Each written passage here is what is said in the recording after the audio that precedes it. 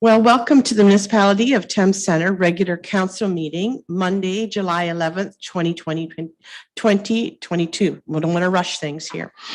So before we start, I am going to do our land acknowledgement, that we acknowledge that the land on which we gather is the traditional territory of the Attawandaron, the Anishinaabe, Haudenosaunee, and Lenape peoples who have a long-standing relationship to the land, water, and region of southwestern Ontario. The local First Nation communities of this area include Chippewas of the Thames First Nation, Oneida Nation of the Thames First Nation, and Munsee Delaware Nation. This building is on land within the area of Treaties 21 and 29 and the London Township Treaty 6. We value the significant contributions, both in the past and the present, of local and regional First Nations of Turtle Island. We acknowledge the historic and ongoing injustices that Indigenous people endure in Canada, and we affirm our commitment to the honoring of Indigenous voices, nations, and cultures, and to moving forward in the spirit of reconciliation and respect. The summer has been such a welcome relief after the long stretches of lockdowns and restrictions. To be able to be outside and visit freely is such a welcome privilege. I would still caution, though, that we need to be careful and sensible. We know that a new variant is present, and that I have talked to friends and colleagues who have finally succumbed to COVID. I would encourage you, when eligible, to schedule a booster. We all know how to protect ourselves and modify our behavior appropriately. The last 2 weekends have been memorable in Thames Centre. The traditional Canada Day celebrations were in full swing.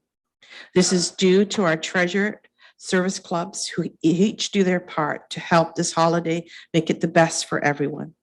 Our thanks to our IODE for their delicious pancake breakfasts, to the Kinsmen for their popular rubber duck race, the Optimists for their decorated bikes, the Legion for their participation in the opening ceremonies. The Lions are always present with the fantastic fireworks display, as well as providing a barbecue and beer tent. The new location was very well received. In that same location behind our office, the first annual Pride in the Park event was held on the weekend.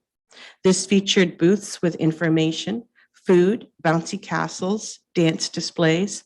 The opening ceremonies were attended by MP Karen Vecchio and were made special by readings from Northdale students, as well as a talk from Intersex London.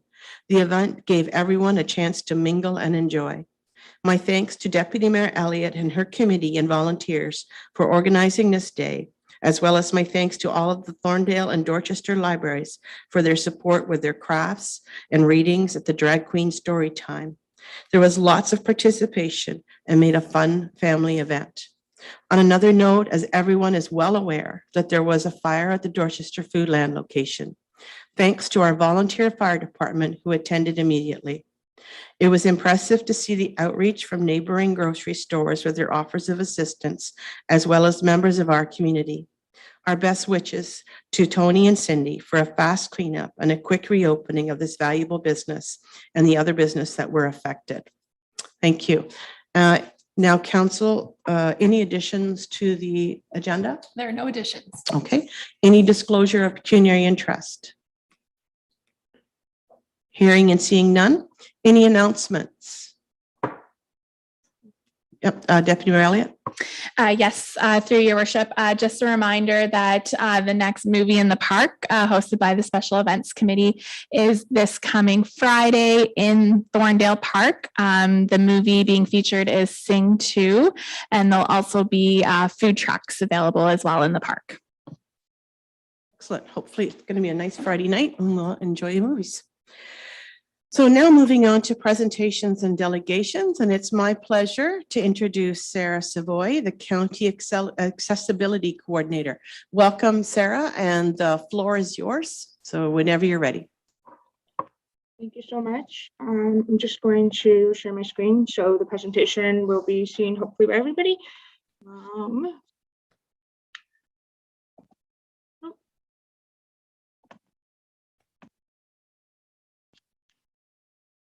Can everybody see the presentation that's on the screen? Perfectly.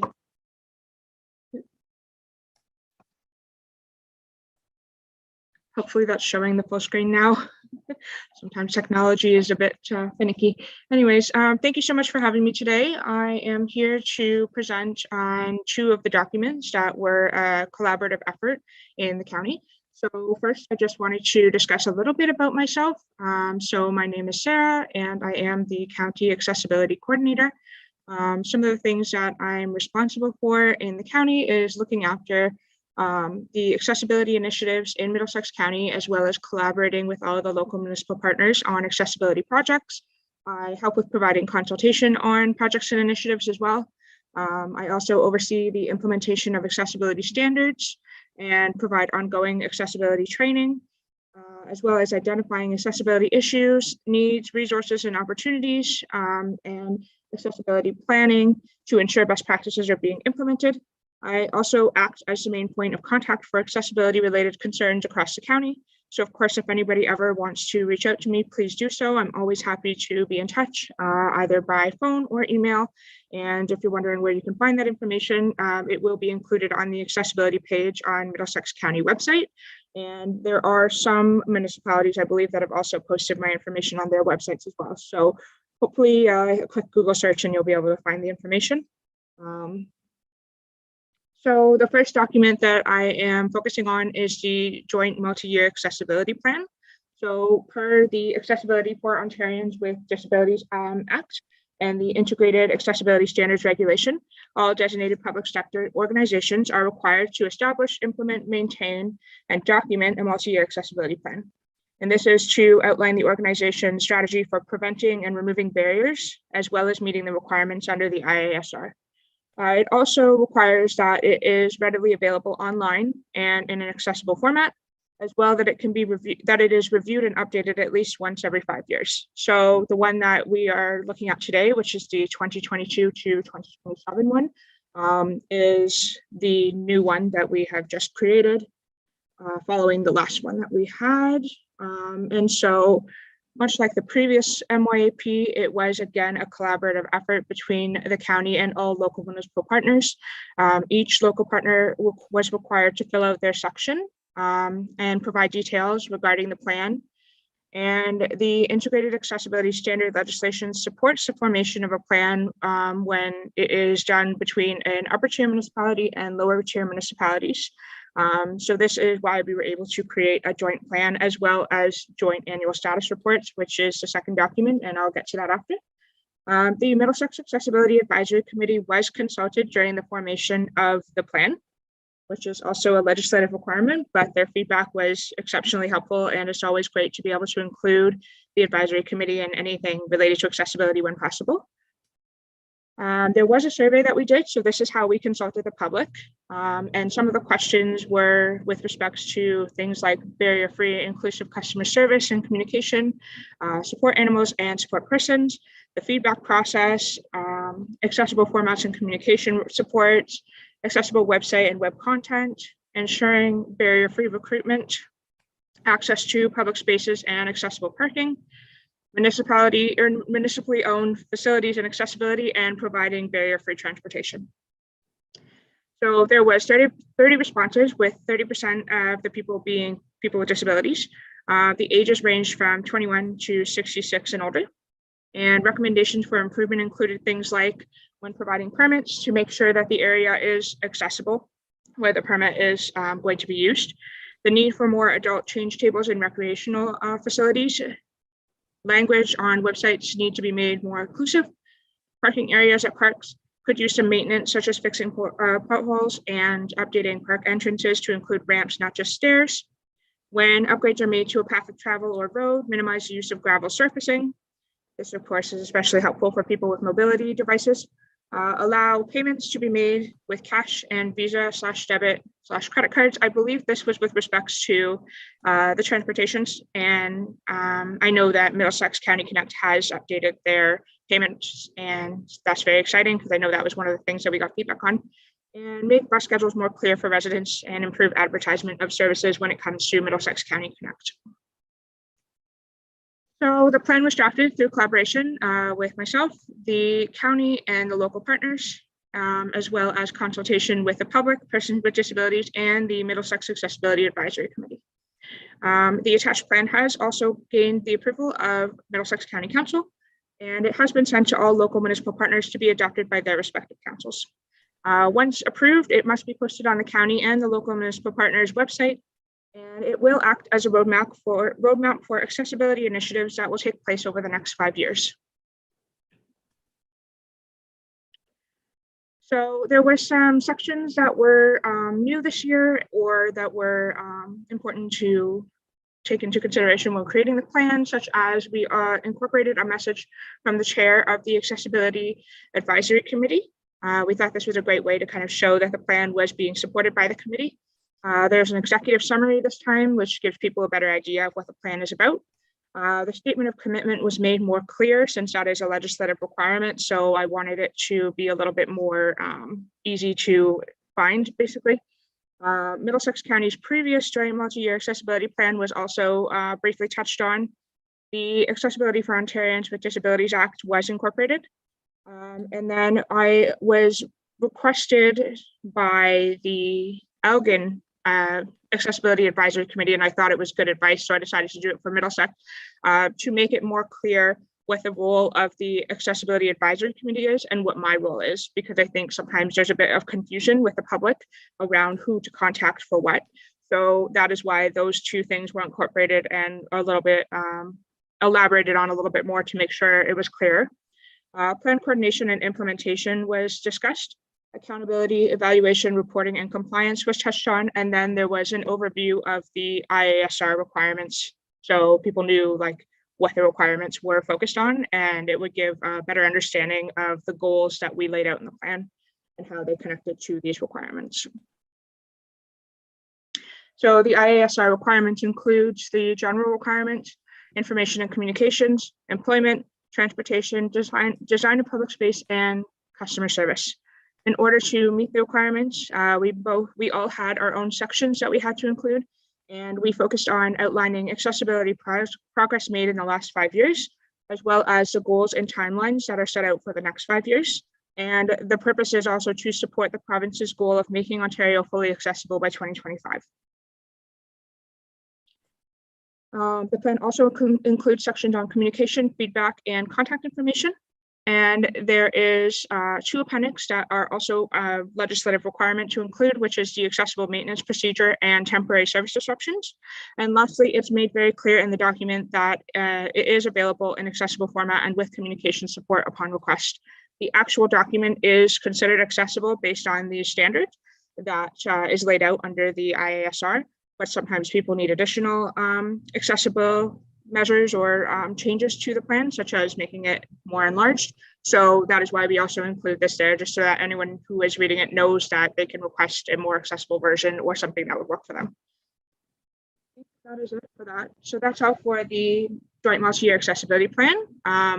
So when we have a joint multi-year accessibility plan, at the end of each year, we also have to create a joint annual status report. So because our previous plan was also a joint one, the status report for 2021 was a joint status report. So the status report includes information on continuous achievements in accessibility and accessibility highlights for 2021. It is a requirement under the IASR, and it's especially meant to highlight progress that we make under our joint multi-year accessibility plan. So again, Middlesex County and its local municipal partners were able to create this collaboratively, and it basically goes over the measures taken to implement the goals outlined in the joint multi-year accessibility plan. The status report also has to be posted online, and since it was a joint effort, as I said, this one was also a joint effort. So all of the local municipal partners sent me information on the progress that they made with respects to the goals they set out in the plan. And that was incorporated into the status report.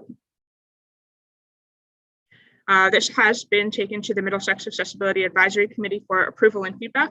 And then it was also approved by Middlesex County Council. And the report has since been sent to all the local municipal councils to be received and posted online. And as outlined in the attached joint accessibility status report, it does state that the County of Middlesex and its local municipal partners will continue to identify, remove, and prevent barriers for people with disabilities.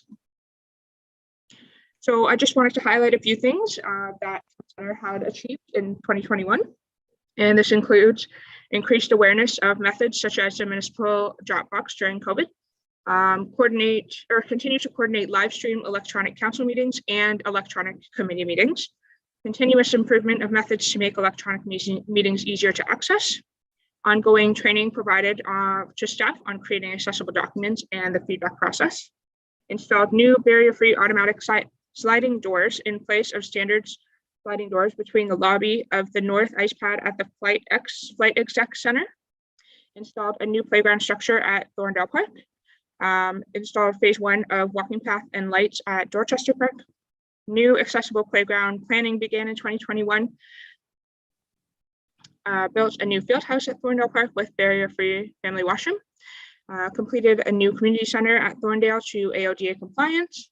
Hired a professional playground instructor to audit half of the playground and the other half being budgeted for 2022. Installed a new microphone system in council chambers to enhance audio, and it also includes voice amplification, improved acoustics, and video components. It's cutting off some of the screen, sorry. Added 10 new benches outside the facilities along walking trails at various locations across the municipality. Replaced 6 picnic tables with new wheelchair accessible picnic tables, and a municipal app providing municipal information and services in convenient, easy to use format. And this app also won the EA Danby Award for the AMCTO. So I believe that's the end. Yep. So that is everything that Thames Center achieved with respect to accessibility. Obviously, there was probably more, but this is a good long list of things that were accomplished in 2021. So it's very exciting to see that. And of course, if anybody has any questions or feedback, I'm always happy to take that. But as far as it goes, that is it for my presentation. So thank you. Well, thank you, Sarah. Does anybody have any questions for Sarah? Councillor Patterson. Yes, thank you, Mayor Warwick. In the beginning of her presentation, she talked about 30 responses from the survey. And we have 13,500 approximate residents. So that's less than 1/3 of 1% of people responding and interested in this accessibility thing.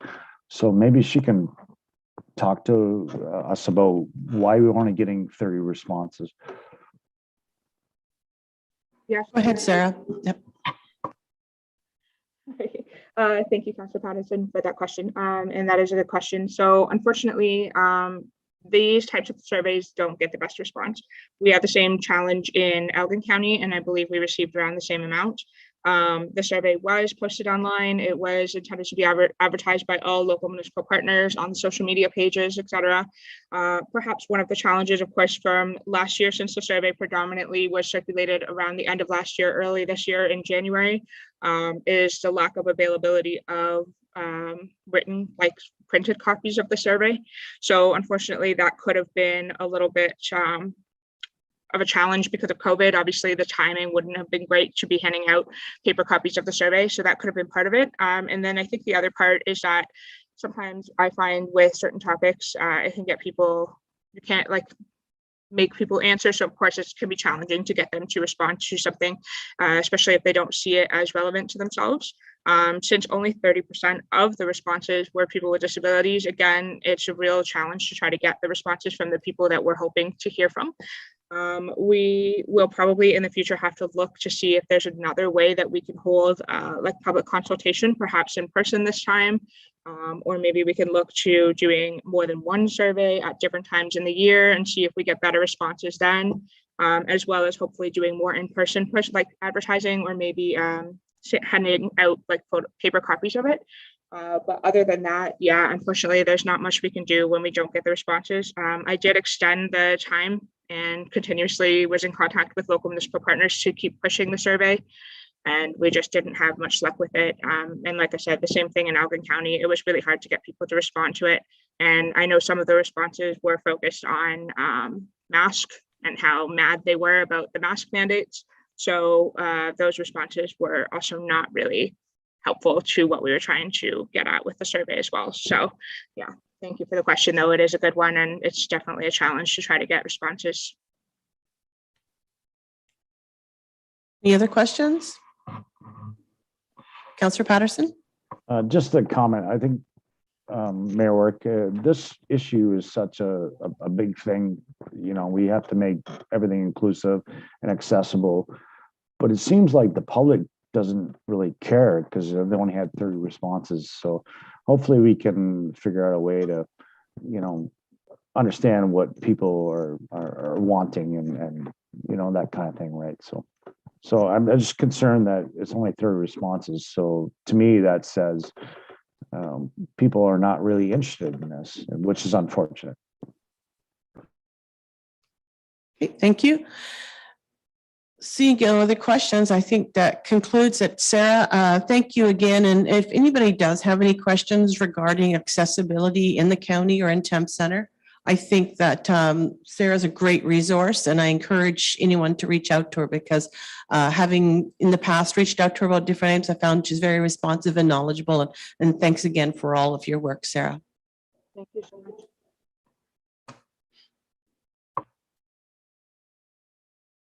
So now we have a motion that the presentation by the County Accessibility Coordinator regarding the Joint Multi-Year Accessibility Plan 2022 to 2027 and Annual Accessibility Status Report be received, and that the Joint Multi-Year Accessibility Plan 2022-2027 as endorsed by the County of Middlesex be approved.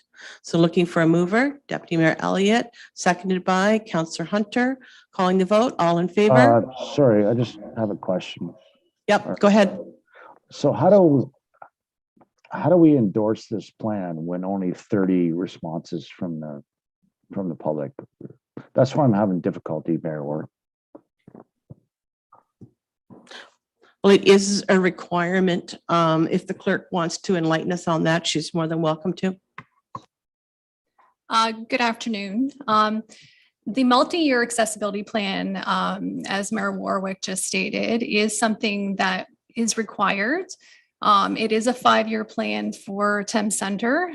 They are minimum requirements. It doesn't mean that we can't exceed those requirements, but every local municipality under the Accessibility Act has to have a plan in place. Yep, go ahead, Councillor Patterson. Yeah, and why are we not doing our own plan? Why are we doing a joint multi-accessibility plan with the Middlesex County? I'm going to let CEO Henry answer that one. Thank you, Your Worship. Actually, these are, regardless if it was through the county, Councillor Patterson, or it was on our own, we have the requirements of the AODA to file these through. So we're going by their standards, whether it's happening as a group or not. Sarah's just great to be a coordinator with us, keep us all in check of what's coming down the pipe, that kind of thing. Not every municipality has the staff or the people that can focus in on this exclusively. So we rely on her and her expertise to make sure we're staying in line.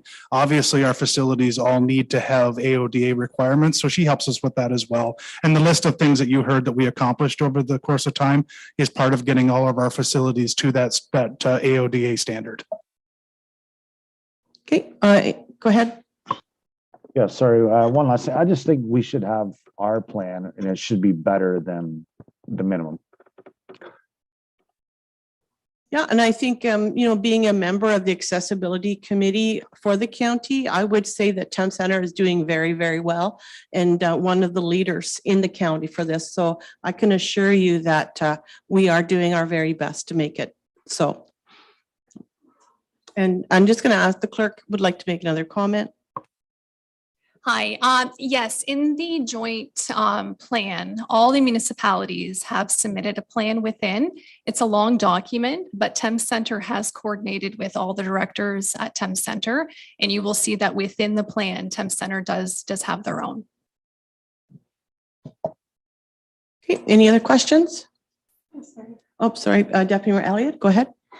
Yes, through your worship, maybe just in terms of surveys, surveys are incredibly hard to get public input on. And generally speaking, from a marketing standpoint, getting 1% of survey results back is actually considered excellent. So as disappointing, I would say, that maybe Councillor Patterson feels that we only had 30 people. That is kind of a trend on community feedback. And I will say that Thames Center is currently the only lower tier municipality in Middlesex County with an accessibility and inclusivity committee. And the work that committee is doing, I think, is definitely putting us ahead of the game of what other municipalities, not only in Middlesex County, but across the region are doing. I know personally, when I promote the work that's happening in Thames Center that we're doing here, I have municipalities from across Southwestern Ontario reaching out to me, asking how we did this, how we implement it, how they do things. The new inclusive playground is a big piece of that, and having a playground that's fully accessible for all ages. And I think as we keep these conversations going and keep implementing ways for our community to become more accessible, more inclusive for everybody, that engagement from the public will keep continuing to happen. I know when we first started talking about the inclusive playground, a lot of feedback I got was, why do we need this? And so, but now that it's coming to light and we keep talking more and more about it, the public is really seeing the value of having an inclusive playground. And now the conversations are, how do we make all of our playgrounds inclusive? How do we keep doing this? And so I think the more and more that we keep being leaders in this and keep implementing these things, the more engaged the public's going to get. And as much as this plan, public input is important to it, a lot of it is our provincial responsibilities. But I do agree with you, Councillor Patterson, that we do need to do better than just the bare minimum. And I think we are doing that in Thames Center. Okay, any other comments or questions? Councillor Patterson? Yeah, I just wanted to ensure that we're working on our own plan that goes above and beyond any, and I don't want to be tied to Middlesex County. I just want it to be a homegrown Thames Center plan. And as Deputy Mayor said, that we're going above and beyond. So that's really great news. Okay, so I'm going to call the vote. All in favor? Okay, so moved. So now I am going to ask Council adjourn its regular meeting and reconvene as a public meeting under the Planning Act. Looking for a mover? Councillor Hunter, seconded by Deputy Mayor Elliott. All in favor? All right. So now we're moving on to consent application B1122, Lionel Wood Farms, applicant Gary Blazak, 20664 Heritage Road. So I'm looking for, oh, there he is, our Director of Planning, Mark Bancroft, to give us an overview. Thank you, Your Worship. So this is an application for a surplus dwelling severance to facilitate the disposal of that dwelling, which is surplus to a farming operation as a result of a farm consolidation. The subject property, it's a 250-acre farm, and it's located on the east side of Heritage Road and on the north side of Evelyn Drive.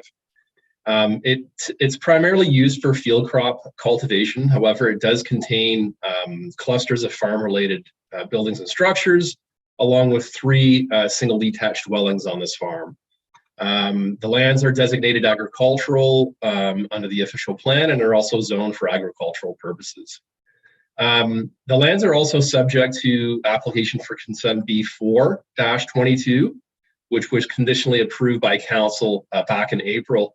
And Council may recall that that application allows the severance of a portion of the farm for lot addition purposes to be added to the adjacent JC Green property, which contains the cannabis production facility over at 17556 Evelyn Drive. According to this current consent application, the lands to be severed would have an area of 2.89 acres.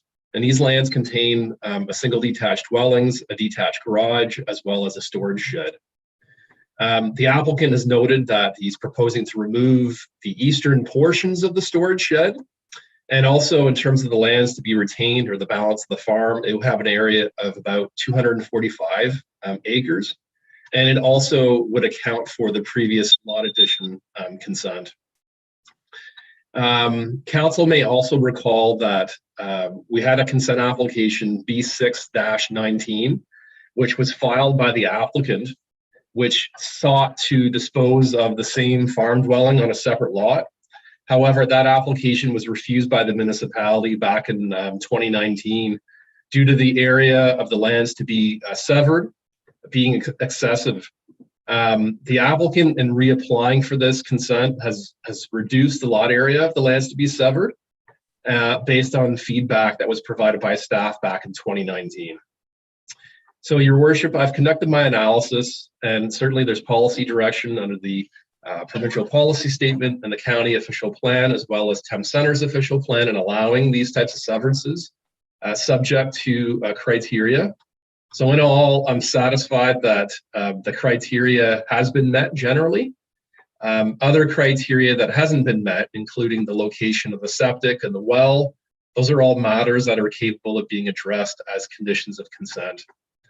Also, Your Worship, typically with surplus farm dwelling severances, we have a requirement for rezoning, which is usually the rezoning application is typically filed at the same time as the severance application to prohibit any new residential use on the balance of the farm consistent with provincial policy. So given that the balance of the farm already contains 2 single detached dwellings, a rezoning is redundant, considering the maximum number of dwellings permitted on a farm is limited to 1.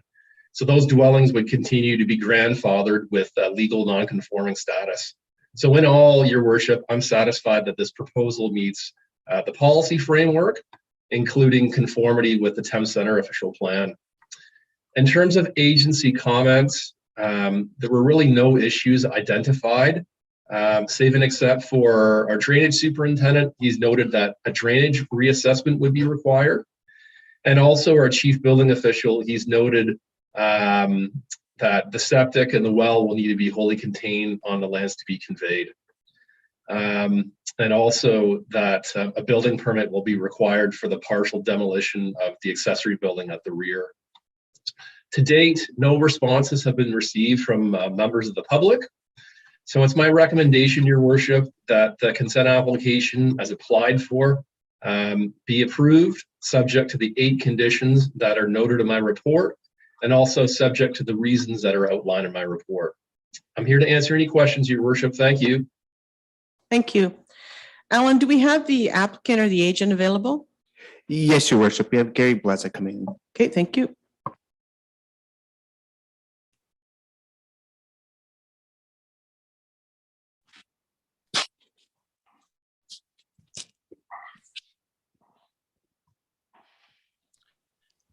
Welcome. Good afternoon. Welcome, Gary. Do you have any additional information you'd like to provide? No, I believe the planner, Mr. Bancroft, summarized the salient points of this application. It is the second time that an application has been made for this specific surplus farm dwelling. The applicant has responded to the earlier comments from the municipality to reduce the size of the proposed severed parcel, and also to remove those parts of the building which could be used potentially for livestock or agricultural purposes. After the demolition is complete, he'll be left with simply a storage shed. It's still a good building, but it'll have no potential for agriculture. Okay. So we're Thank you. Thank you. I didn't mean to cut you off. Did you want to add something else? No, fine. Just in summary, Okay. we're in agreement with Mr. Bancroft's summary. Thank you. Great, thank you. Now, Alan, are there any public that have? No, Your Worship. No? Okay. Council, any questions for either? No? Okay. So we do have a recommended motion with 8 conditions. So looking for a mover. Deputy Mayor Elliott, seconded by Council Hunter. All in favor? Okay, so moved. And now moving on to the regular meeting. So I need a motion that the public meeting adjourn and council reconvene its regular meeting in order to continue with its deliberations. Mover, Councillor Hunter, seconded by Councillor Patterson. All in favor? So moved. So again, we're going to deal with the consent agenda, remembering that items listed on the consent agenda are considered routine and may require discussion, but no action on the part of council. Consent items are received for information in one motion. Council members may request that one or more item be removed for further action. Before we move on to the consent agenda and questions about that, I have a motion here that the minutes of the regular meeting of council held on June 27th, 2022 be approved as circulated. So looking for a mover, Deputy Mayor Elliott, seconded by Councillor Hunter, all in favor? Okay. Councillor Patterson in favor? Yep. Okay, and that the consent agenda item 7.2, 7.6 be received as information. Now, Councillor, is there any of these that you wish to discuss separately? Nope. Okay, then we are going to call for a vote on the agenda item 7.2, 7.6 be received for information. Mover? Deputy Mayor Elliott, seconded by Councillor Hunter, all in favor? Okay, thank you.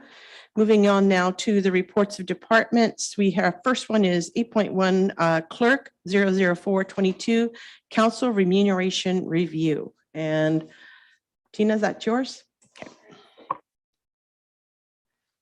Yes, the council remuneration, it's a tongue twister, is usually reviewed once per term of council by comparing similar sized municipalities. And the last one was done in 2017, so just before this term of council.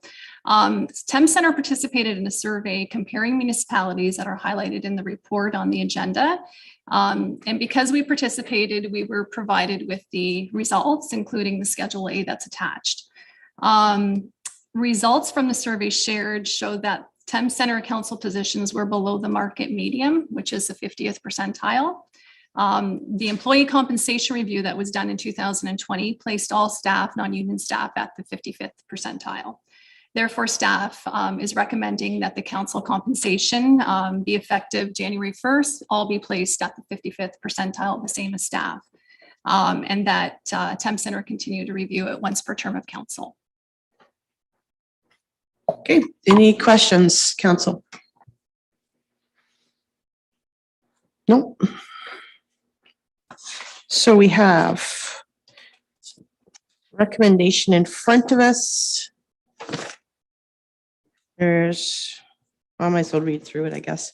Report clerk be received for information, first of all, and that the base rate for the mayor be set at 31,461, equivalent to the 55th percentile, and that the base pay for the deputy mayor be set at 20,002, equivalent to the 55th percentile, and that the base rate pay for councillor be set at 17,465, equivalent to the 55th percentile, and that the annual adjustment be applied to rates using the cost of living increase equivalent to the non-union salary grid beginning January 1st, 2023, and that rates be effective beginning January 1st, 2023, and that the practice of reviewing council compensation be continued by reviewing once per term of council, and that a bylaw be adopting these changes be presented at the next regular council meeting. And I think there's another page here. Nope, we're good. Okay, for a mover. Deputy Mayor Elliott, seconded by Councillor Hunter. All in favor? Okay.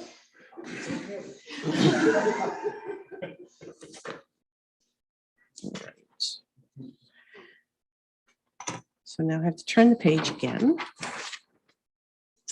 The next we have 8.2 Clerk 00522, notice to the public sale or disposition of surplus lands and road closing bylaws. Thank you, Your Worship. It says clerk, but Tina and I are going to fight over this one. I'm only jumping in because I'm so glad to see this come. This has been a long time in coming, and the delay in it coming has been that there has been some outstanding surplus land sales. So we had two of them just recently close. The point of review of this one was a situation we had quite some time back. We had two surplus land bylaws. Simple as that. We needed to reference one, cross over to the other, come back into this one, and it just was not conducive to us working as an organization whatsoever. I'm going to highlight some changes with the new one. There is a stepped approach for declaring land surplus. There's then circulating notice of lands to be declared surplus to all directors for comments prior to the report going to council. The new surplus bylaw is clear language. It is cross-reference notice bylaw, notice requirements to avoid redundancy and potential errors, and limiting the need for appraisals in certain situations where it not be practical or economical to obtain.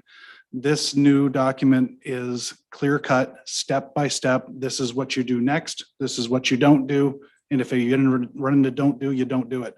I'll leave any more comments to the clerk if she's got any, but I did want to touch on those Cole's notes, easy points.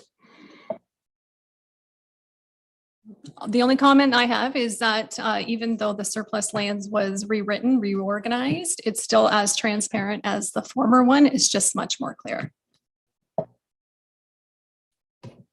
Okay, any questions? Councillor Patterson. Yes, Mayor Work. I'm reading the report. Well, I've already read it, but I'm just going through it.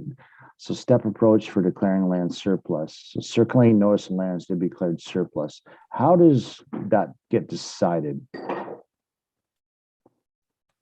when they become declared surplus?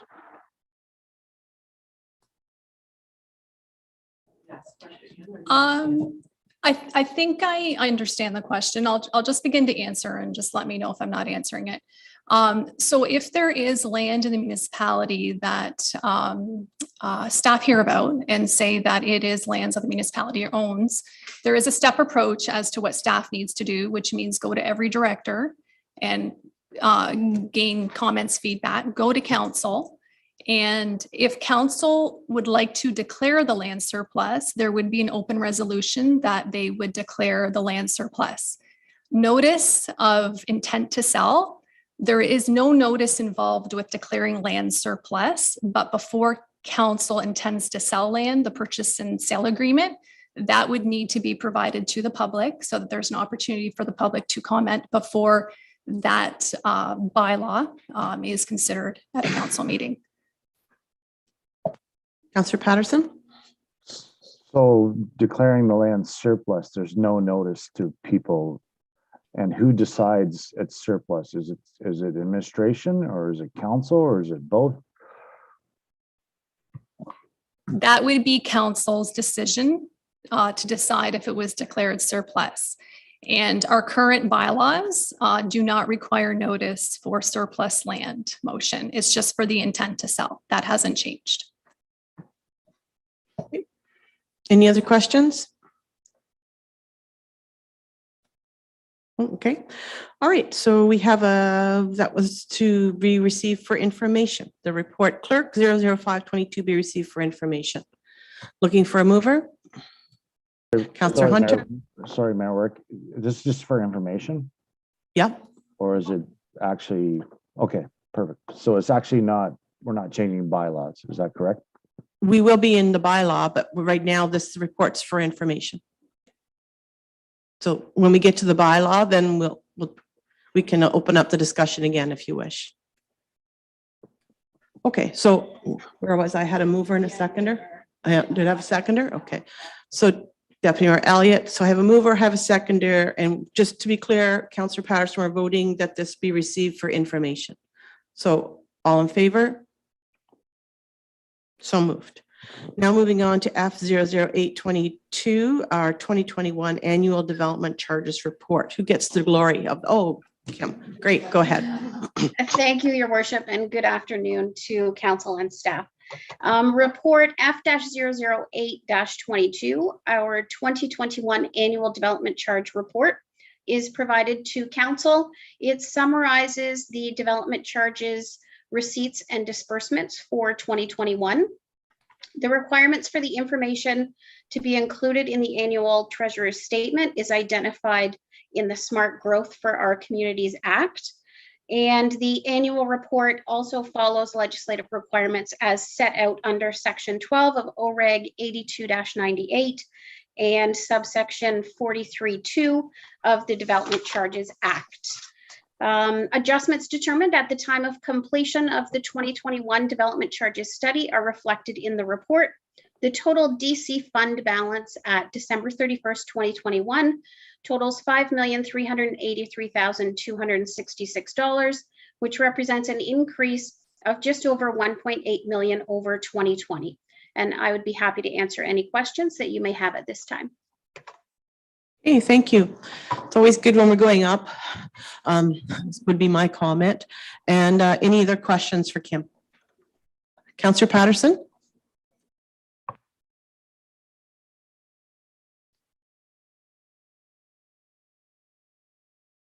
think you're muted, Councillor Patterson. We can see your lips moving, but there's nothing coming out. Sorry, can you hear me now? Sorry. So the director indicated that there's just over $5.3 million in development charges in the balance. What's our current obligations out of that $5.3 million? So we have collected that $5.3 million in response to all of the projects that are included in our development charges background study. That background study is hundreds of pages. There are specific pages that relate to anticipated capital works that are forthcoming. So the $5.3 million is basically reserved for completion of the projects that are listed in that DC study. Okay. Any other questions, Councillor Patterson? Nope. Okay. Great. Anybody else? So we have a recommended motion in front of us that F00822 be received for information, and that the 2021 annual development charge report be made available to the public on the Municipality of Thames Center website to fulfill council's obligation under section 43 2.1 of the Development Charges Act 1997. Okay, so looking for a mover, Deputy Mayor Elliott, seconded by Councillor Patterson. All in favor? So moved. Now moving on to 8.4, which is PWES 00622, the Hamilton Road, Oakwood Drive, sanitary trunk sewer construction in Oakwood Place, road reconstruction, construction tender award. Okay, oh, and there we have our Director of Public Works right there. So whenever you're ready, Jared, go ahead. Thank you, Worship. Before you is report number PWES 00622 for, as Mayor mentioned, Hamilton Road, Oakwood Drive, sanitary trunk sewer construction and Oakwood Place road reconstruction construction tender award. The scope of this project was triggered by the development of a new family and child care center at River Heights Public School located next door to the municipal office at 4269 Hamilton Road. Their expansion has a completion date of May 31st, 2023. The Thames Valley District School Board approached the municipality requesting a connection to the existing Dorchester sanitary sewer system. As a result, the tender was advertised in November 2021 for an engineering firm to design this project. The winner, WT Infrastructure Solutions, completed the survey and design work, which went into the construction tender, this past June and closed on July 5th. 2 qualified bids were received, the lowest from 291 Construction in Dorchester. During the 2022 budget approval process, the amounts from each department were inflated to match similar projects in 2021. These amounts didn't fully secure the cost increases seen both locally and around the world in 2022. Staff are recommending approving this project and funding the differences from each reserve fund as listed in the report. If you have any questions, I'd be happy to try to answer them. Okay, any questions? Councillor Patterson? Yes, Mayor Work. I'm concerned, like, I don't know the exact number when we first negotiated and we're discussing this project, but it wasn't $4 million. So I'm concerned that I'm just concerned about the $4 million. I understand that, you know, the COVID and inflation and all that. So if the director could expand on why we've maybe, I remember it being about $2 million. So I'm just concerned about that. And of course, the work has already started. So we're already there. So. Yep. CEO Henry, comment? Yeah, just before the director jumps in, any of the math that's associated with this project is in the financial implications of the report, Councillor Patterson. So if you look to that, it has the original budgeted amount and then the overages that respectively came in. Those overages do include the contingency of $420,000. And then there's some county input that would come from it as well. So it does reduce the number substantially, but those numbers you're looking for are in the financial implications section. Yeah, Councillor Patterson? Yeah, so Mayor, if you could tell me who's paying for what of this $4 million? Okay, Jared, you've got your page there. Absolutely.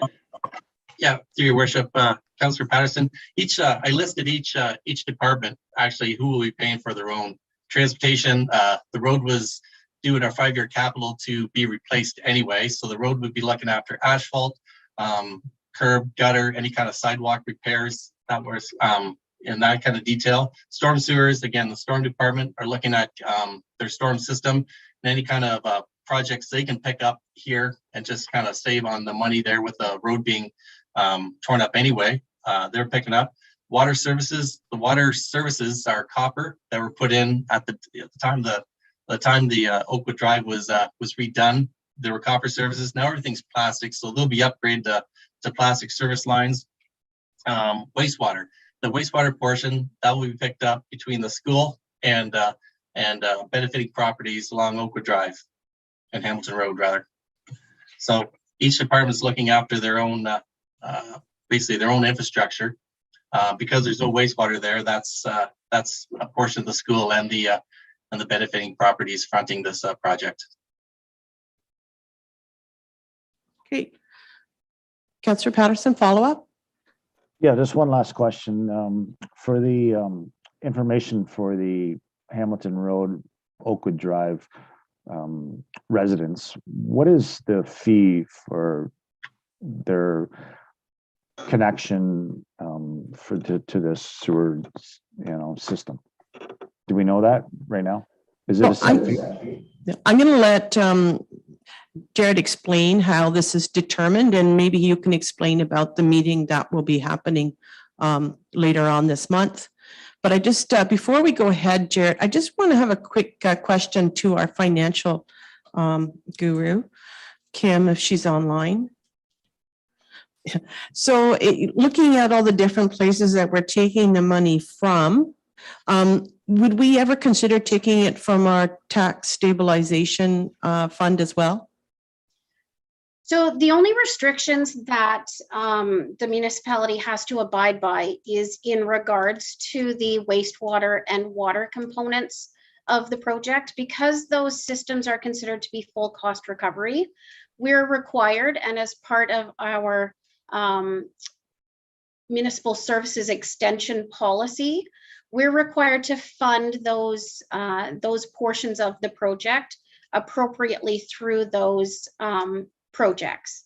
So the stormwater portion could be funded through the tax stabilization reserve. The road works portion could be funded through the tax stabilization reserve, but water and wastewater are not able to. And just as some further detail to Director Craven's comments, it's difficult at this point in time to determine the exact cost that the municipality will incur, part and parcel because, as CAO Henry mentioned, there's a $420,000 contingency that is included in the contract.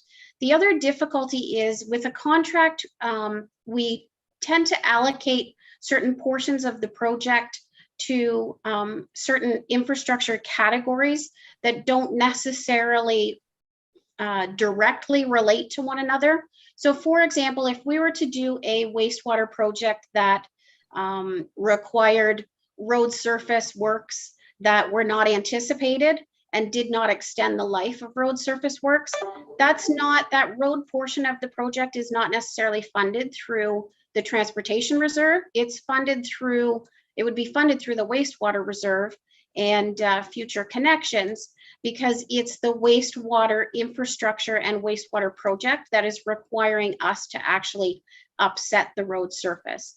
So it's difficult at this point in time to know the exact allocations to each of those categories, which is why in the report it was presented as an overall budget. Until costs are actually received and become known, we cannot determine the exact cost to benefiting properties for wastewater connections, and we cannot anticipate the exact amount that's going to be funded from each infrastructure category, reserve, or grant opportunity that presents itself.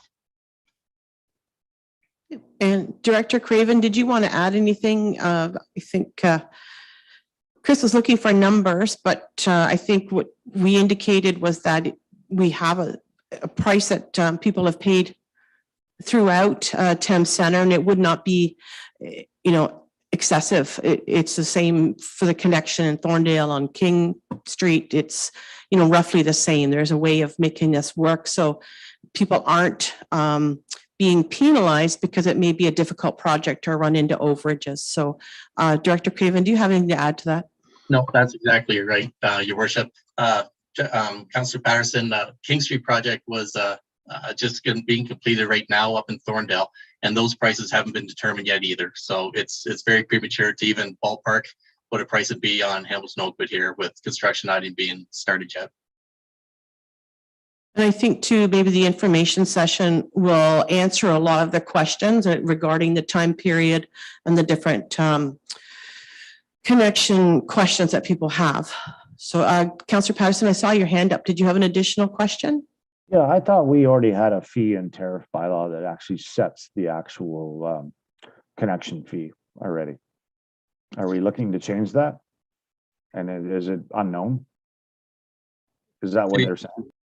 Your Worship, that's there's a difference between a connection fee and a construction charge. What we're talking about right now is a construction charge for the project in front here. Mayor Work. I think people want to know what their fee is going to be, and they're nervous about, it's kind of up in the air. So, and then of course you can see at the school they're already building, so they know what's going to happen. They just want to know what the cost is, because and maybe their septic is failing right now, and they want to rebuild their septic, and they're not sure what to do, so they just want to know. Well, I think that's totally understandable that people want to know. And I think that we're not doing anything, we're not putting the cart before the horse here. This is how most of these projects are determined.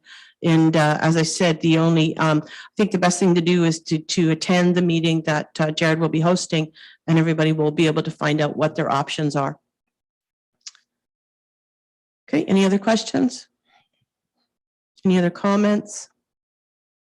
All right, so we have the recommended motion that 291 Construction Limited be awarded the tender for the Hamilton Road Oakwood Drive sanitary trunk sewer construction of Oakwood Place in the amount of $4,621,000, including contingencies and rebated HST, and that the Director of Public Works be authorized to enter an agreement at 291 Construction Limited for the work contained in the tender documents, and that council approve funding of the allocation of project costs related to stormwater from the Stormwater Capital Reserve, municipal roadworks from the Transportation Capital Reserve, water from the Water Capital Reserve, and sanitary from the benefiting properties through connection charges, noting that the County of Middlesex will fund the county roadworks portion of the project.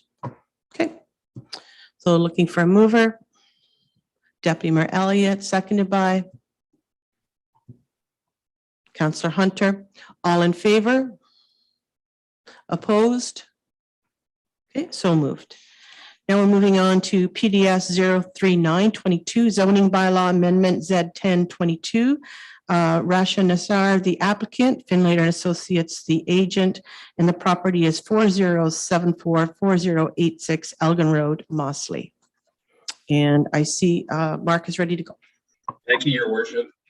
So this is an application to rezone the subject lands to permit a sign shop establishment as a permitted use in addition to the other uses that are allowed under the current zoning. This application was heard at the public meeting of Municipal Council on June 27th.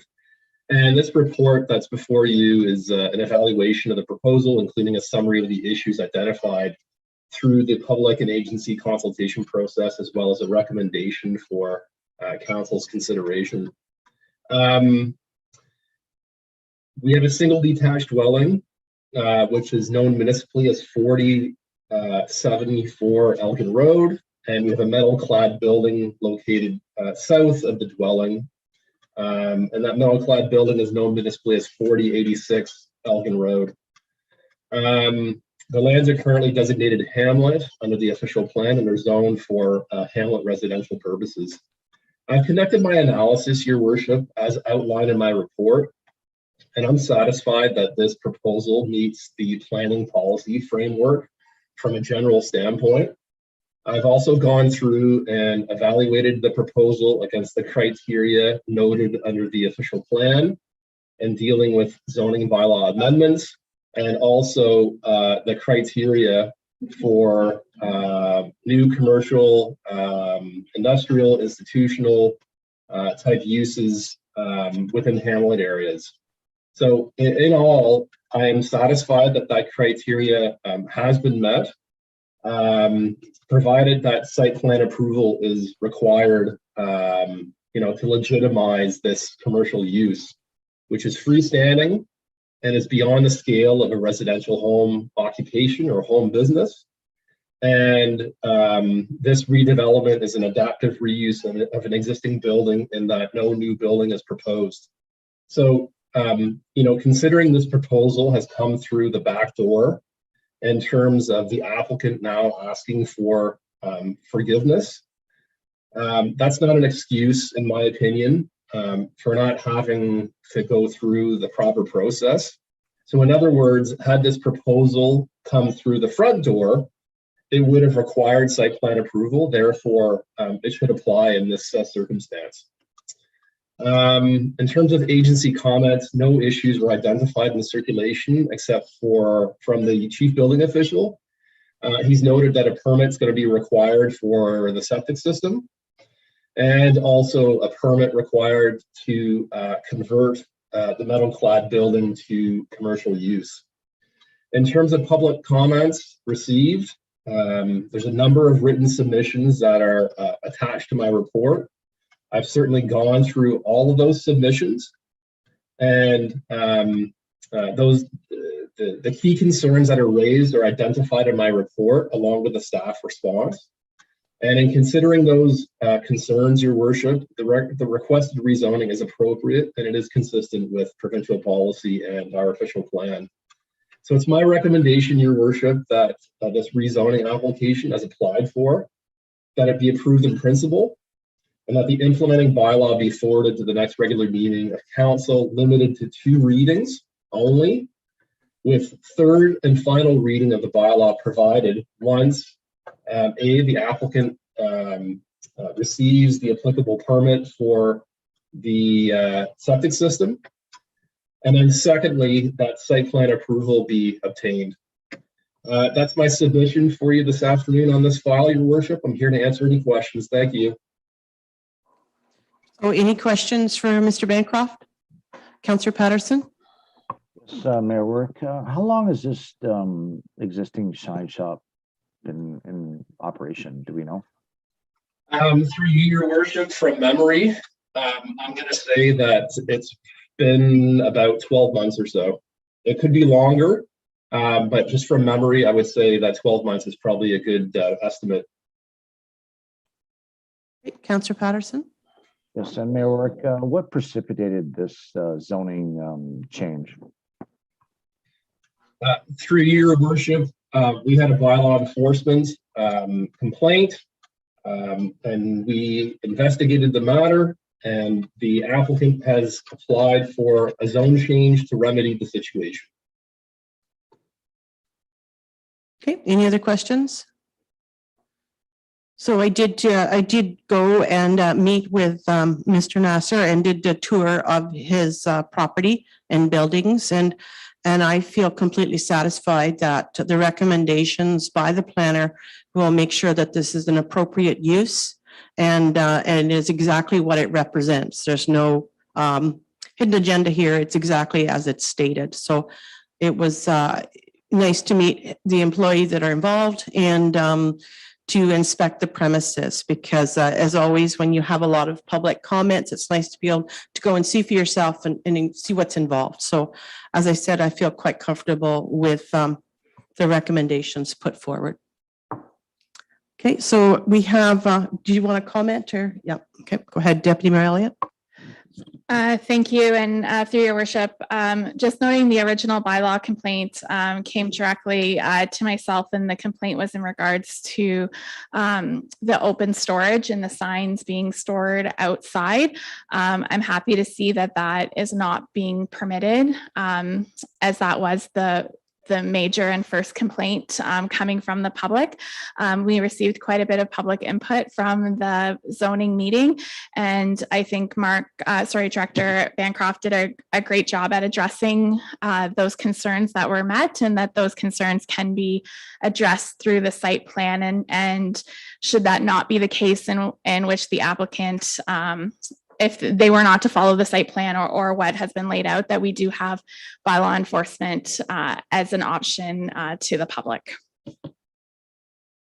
Mr. Hunter?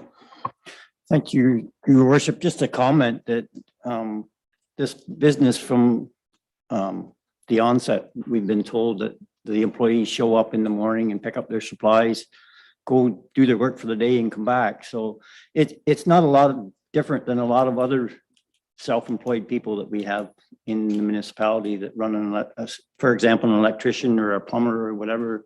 They work out of their home, a little shop at home. And so I don't have a problem with this at all. Thank you. Any other comments? Okay, so we have here, oh, sorry, Councillor Patterson, go ahead. You're muted, Councillor Patterson. Zoom. I just wanted to make sure that the properties to the north and to the east and the south that were satisfied with this use. So I just wanted to protect them and make sure that they were good with it. So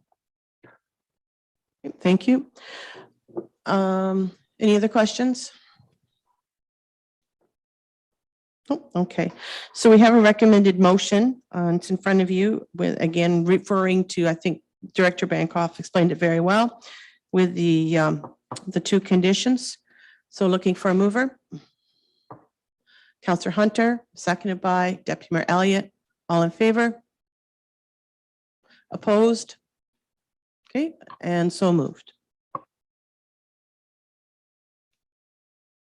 Now we're moving on to PDS 04022, Official Plan Amendment 0322, municipally initiated, proposed addition and removal of lands, the Dorchester settlement area. Director Bancroft? Thank you, Your Worship. So the municipality has initiated this amendment to the Thames Centre official plan by considering certain lands for addition to the Dorchester settlement area in exchange for the removal of certain lands from the Dorchester settlement area. This amendment was heard at a public meeting of municipal council back on June 27th. And this report provides an evaluation of the proposal, including a summary of the issues identified through the public and agency consultation process, along with a recommendation for council's consideration. Back in 2021, the municipality commenced a review of our official plan as mandated by the Planning Act. And one of our findings through that process was that the municipality has sufficient land designated for residential purposes to satisfy its future growth needs for the next 25 years. Considering that the supply of vacant land exceeds the anticipated demand, municipalities may, however,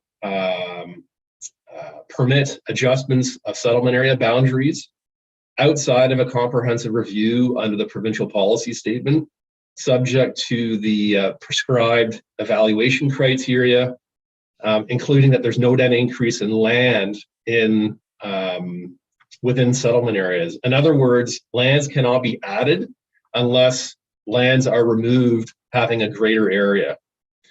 So through this exercise, we considered the removal of 3 parcels, potentially, located on the north side of the river in Dorchester, and consideration for the inclusion of 3 parcels located on the south side of the river. And those parcels, the locations of those, they are mentioned in my evaluation report, along with a map. I should also point out that subsequent to the circulation of the notice of public meeting, applications for draft plan of subdivision and rezoning have been submitted by Auburn Developments to facilitate the development of parcels A and B, subject to full municipal services. So parcels A and B would be the candidate lands identified for potential removal. The developer also verbally acknowledged the need for front-end financing by the development community to finance wastewater servicing to the north side of the river. As outlined in my analysis, Your Worship, just to recap again, municipalities may permit adjustments of settlement area boundaries, provided that the criteria has been met. Also attached to my evaluation report is a planning justification report, which provides a detailed analysis of that evaluation criteria in regards to removal of certain lands and addition of certain lands. Based on the planning analysis outlined in that planning justification report, it is recommended that parcel C on the north side of the river, so that would be the lands located on the south side of Marion Street and on the east side of Clara Street, with a net developable area of 10 hectares, be considered for removal from the Dorchester settlement area.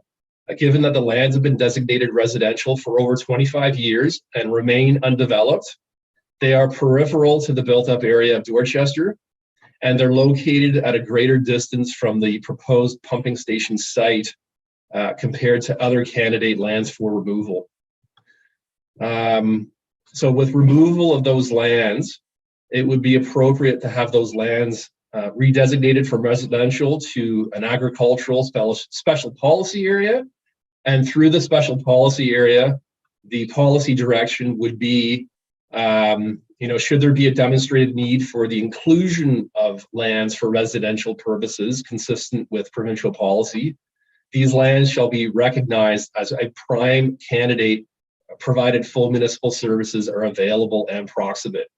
So although the recommendation is for removal of these lands, what this basically says is if and when there's justification to add additional lands, then these lands should be considered as prime candidates, provided that full municipal services is available. Also, as outlined in my report, to ensure that there's no net increase in lands being added, to ensure consistency with the provincial policy statement, Area 3, which is the slow pitch city lands, located on the south side of the Thames River, with a net developable area of 8.4 hectares, should be considered to be added to Dorchester, given the lands have the lowest priority agricultural land compared to other candidate lands for addition. There's also no impacts on livestock operations in that conformity with minimum distance separation, or MDS1, is capable of being achieved. And also the addition of these lands would greatly assist in providing more attainable and affordable forms of housing geared towards seniors. And lastly, these lands are also capable of being fully serviced. So as such, it would be appropriate to apply a residential / special policy area subject to the following policy direction. So that the development of these lands shall be limited to a lifestyle community, sometimes referred to as adult communities, gated communities, land lease communities, mobile home parks, modular home parks, retirement communities, on full municipal services, and also subject to site plan control. In considering the implementing amendment to the Thames Centre official plan, Council has to have regard for the evaluation criteria that is noted in my report, and references to that evaluation criteria is limited to the slow pitch city lands, considering the other lands to be removed would remain undeveloped. So in all, Your Worship, I'm satisfied that the evaluation criteria for the addition of these slow pitch city lands for site-specific residential purposes is appropriate. In terms of agency comments, there's no new information that has been provided subsequent to the public meeting of municipal council that was held back at the end of June. In terms of public comments, we've got a number of parties that did provide written submissions, and those are all attached to my report. After reviewing the written submissions, most of the concerns raised have been adequately addressed. Considering this amendment focuses on the removal of parcel C with the addition of parcel 3 to the Dorchester urban settlement area. So the concerns that remain are from Mr. Giamani on behalf of the owner of parcel C, which is a number company, 1343872 Ontario Limited.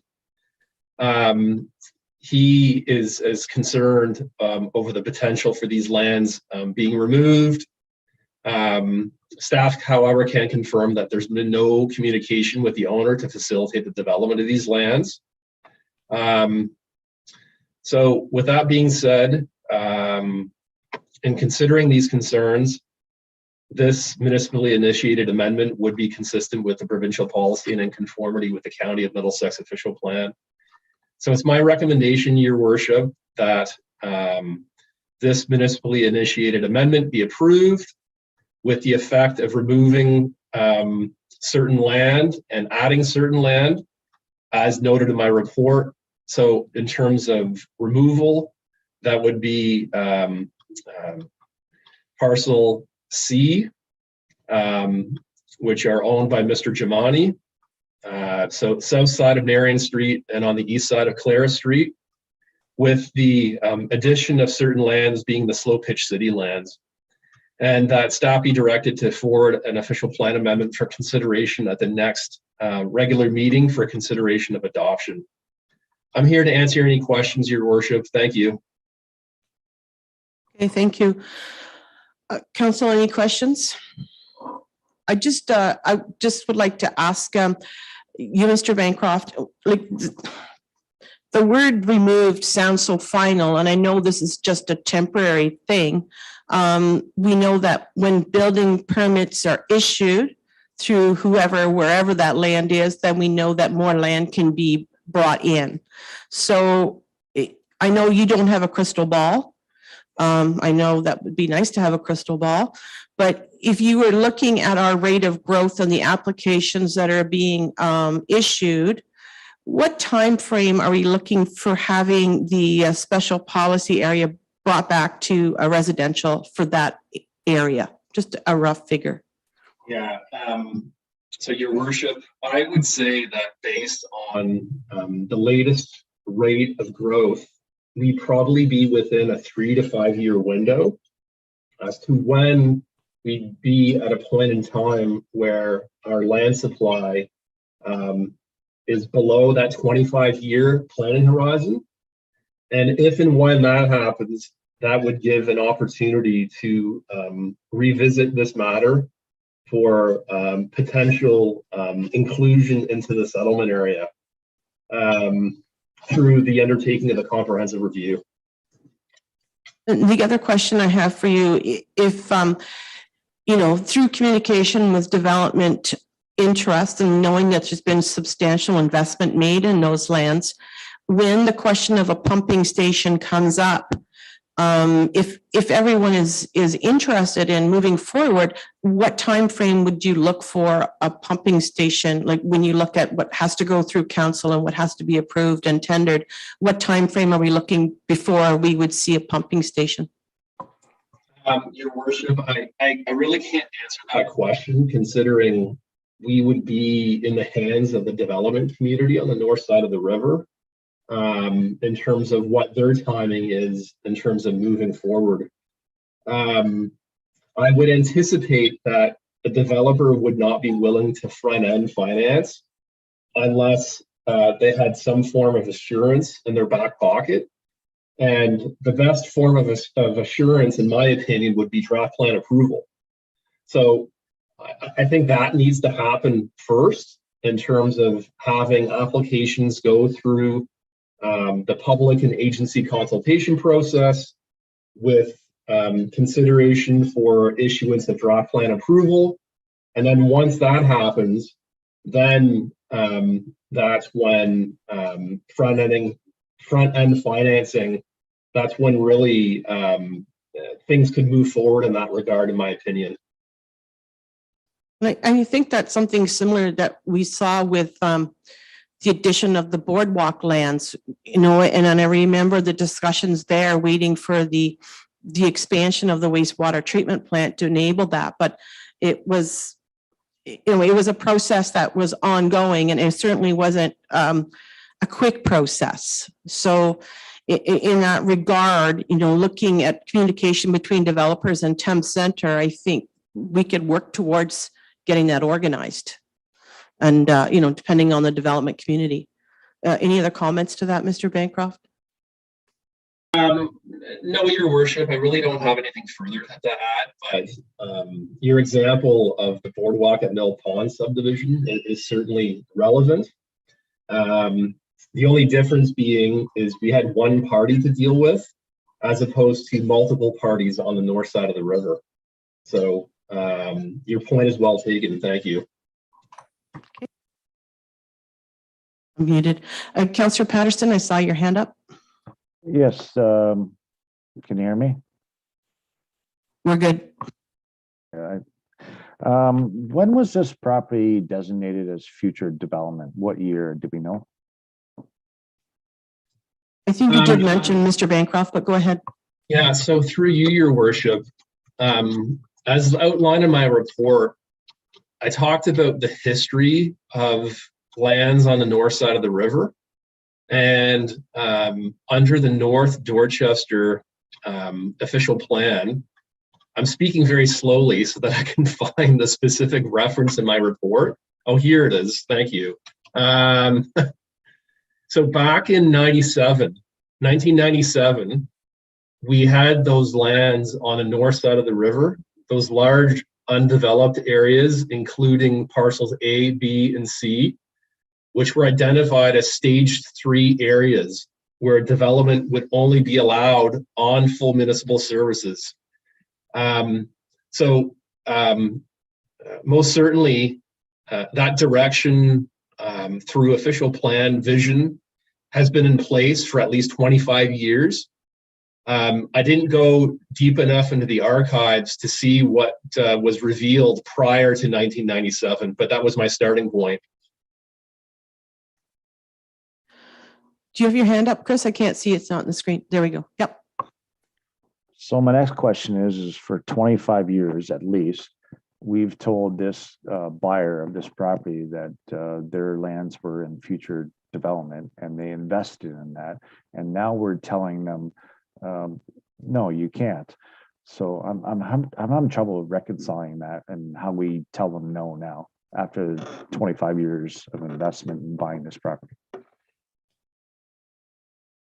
I think we all recognize that there's been substantial investment. And I think we also recognize that Thames Center views growth very positively, and it's not something that we're trying to set back.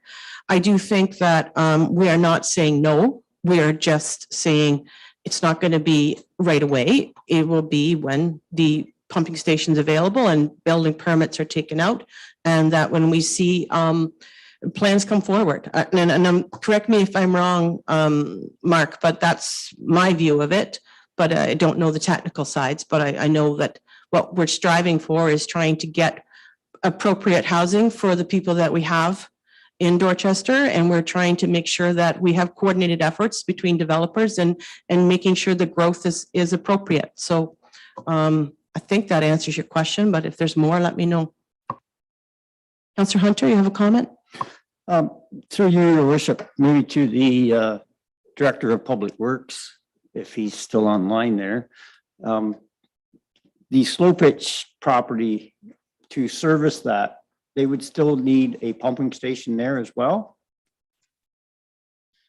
Through your worship, there would be some sort of smaller private pumping station to convey the sewage to the plant or the existing collection system. Thank you. So when you say smaller and private, that's not us, right? Deputy Mayor Elliott, go ahead.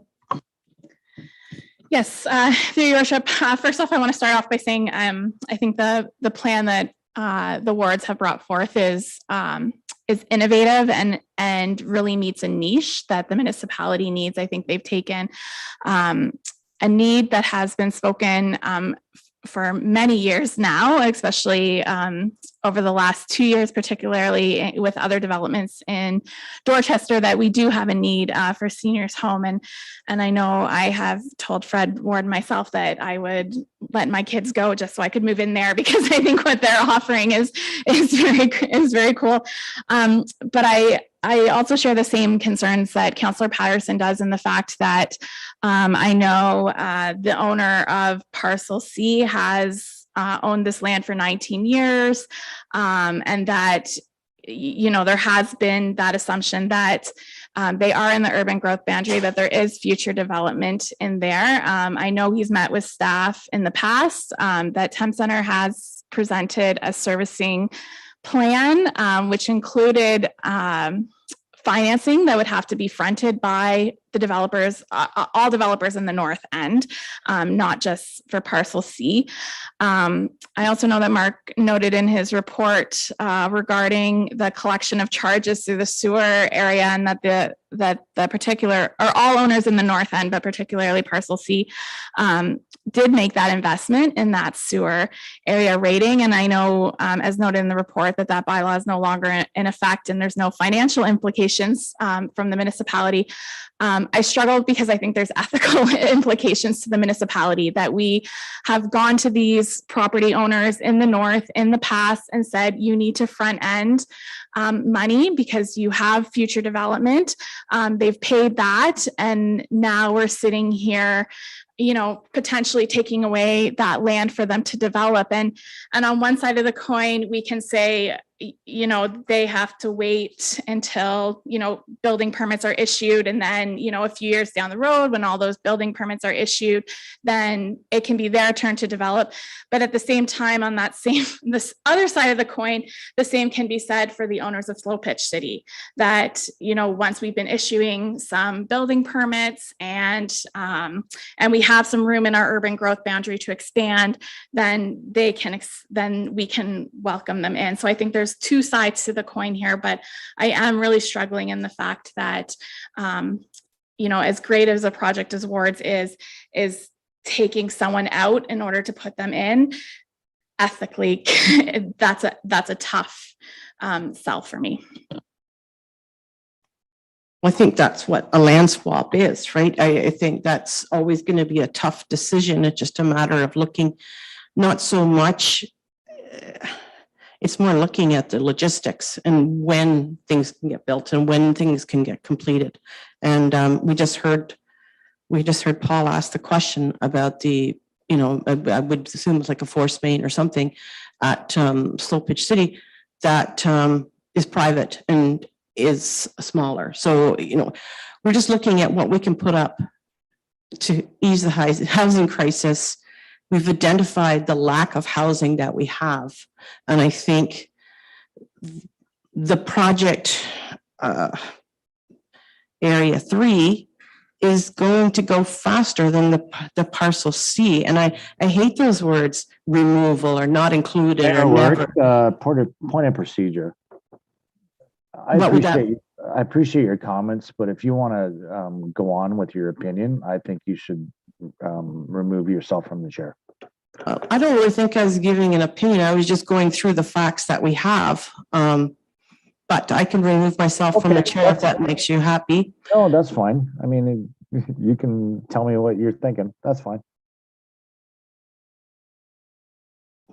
Okay, I'll continue. It's unfortunate planning has to be like this. And it's not an easy decision. And you're right, Deputy Mayor Elliott, it's a struggle. Like, and again, the words that are used by planners are very black and white. And unfortunately, that's what the decisions end up being sometimes. But Councillor Passon, did you have a comment that you'd like to make? Yeah, I have more questions, Mayor Warwick. I appreciate you letting me ask my questions. How much, as parcel C, that owner of that property, how much are they committed to you or spent in the municipality in terms of development charges without actually building anything, with any return on investment? Through your worship, no development charges have been paid by the owner of parcel C. Development charges are generally collected at building permit issuance. And considering there's been no development on this property, no DCs have been collected. Okay, any other questions? Another one, Mayor Warwick, if I could. Yep. What's stopping council from approving both these projects? Because I really like the slow pitch proposal. I think it's really great for our community, and I've been a proponent of senior housing, and I think it's really great. And I don't want to take away from someone else either, so. I'm gonna let CEO Henry discuss this, because this is something that we've talked over and over and over again, so he's got it down pat now. Thank you, Your Worship. Councillor, the quickest answer is right now we have a balloon that has too much air in it. Our urbanized area, we actually have too many homes in it to satisfy what we're able to do in the space that we have. That's when Mark talks about issuing permits out, that frees up opportunity to be able to have that air come out of that balloon a little bit, so we can start designating more land to keep developing and keep moving forward. In this case, if we let both come in, our balloon is probably going to burst. There's just not enough in the allowable urbanized area to allow both in this circumstance. And that's all the numbers that Mark is much more educated on than I am, but that is the layman's terms. We're too full now to move forward. Henry Elliott?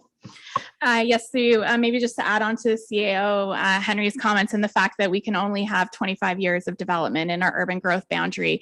And we have an excess of that. And I think that leads to a bigger conversation that I know Mayor Warwick and CAO Henry and I have had, in the fact that when you look at the housing targets that the province has for us to build, and it's not just the current Conservative government, but the Liberal government, the NDP government, they all said we need to build 1.5 million homes.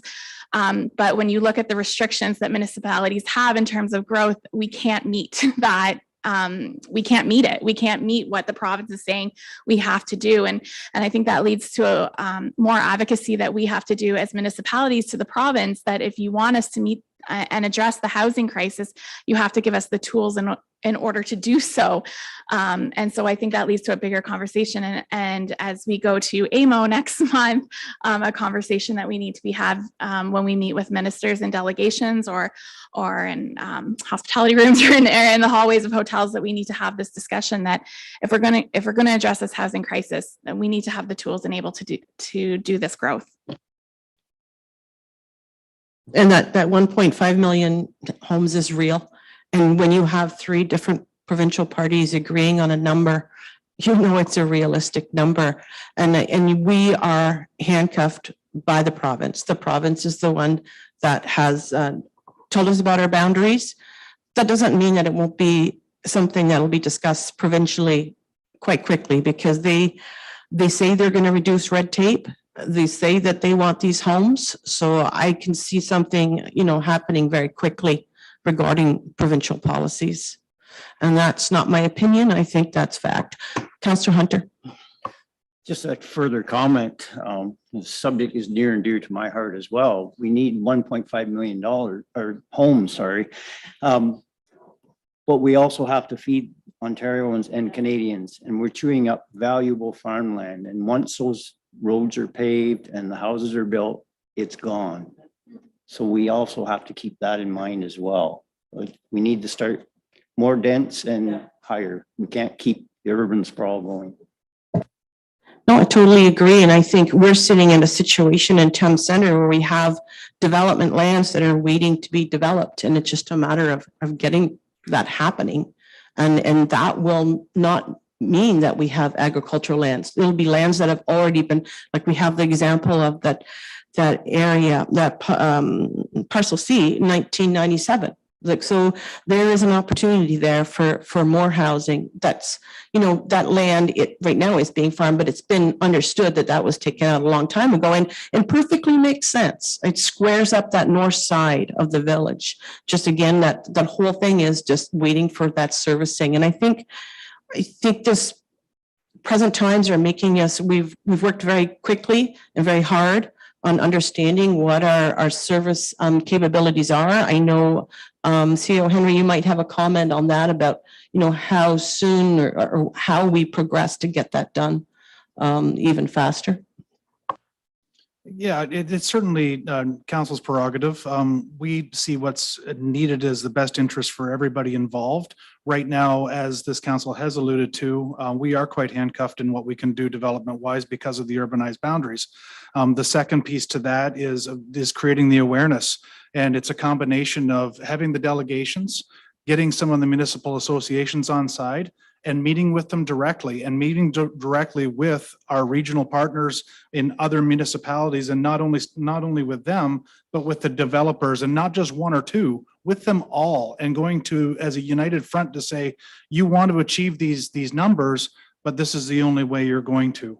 And I restrict my statements to more than, or to that, because it is also in consideration of you as as representatives of the community, that certain community members maybe want or don't want certain things, and you know best for that. But I'm telling you what the nuts and bolts are that would need to have happen in order to achieve those items. Deputy Mayor Elliott, go ahead.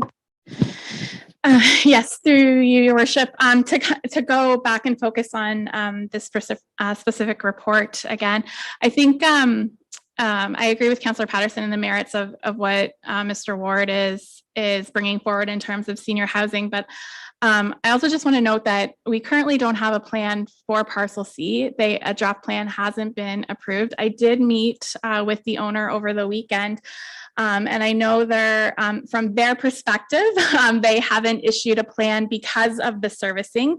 It was kind of that chicken and egg type of thing, but he's adamant that he can have a plan to us if that's what's holding him back, that a plan can come forward. And I think that we owe him that opportunity to bring a plan forward. And, by any means, he could be offering seniors housing in his plan as well. He could be addressing needs that we have, because it's not just seniors housing that we need in Thames Center, although that is a high priority. And so I think we do owe it to the owner of the property that if he wants to come with a plan, again, I think it's been for the past 5, 10, 15 years, it has been the chicken and the egg on the north side of the river on this servicing thing. But I think the fact that we're having this discussion, that this came forward because of this report, does give an opportunity to expand that conversation and allow that to happen. Okay. Any other comments?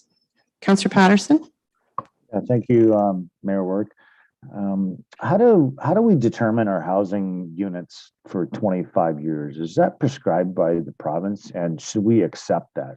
Because the last 5 or 6 years, that I don't know what numbers they're working on, but we can see the acceleration of housing units. Now we're at 1.5 million of housing units that we need. So I'm just curious about how that works.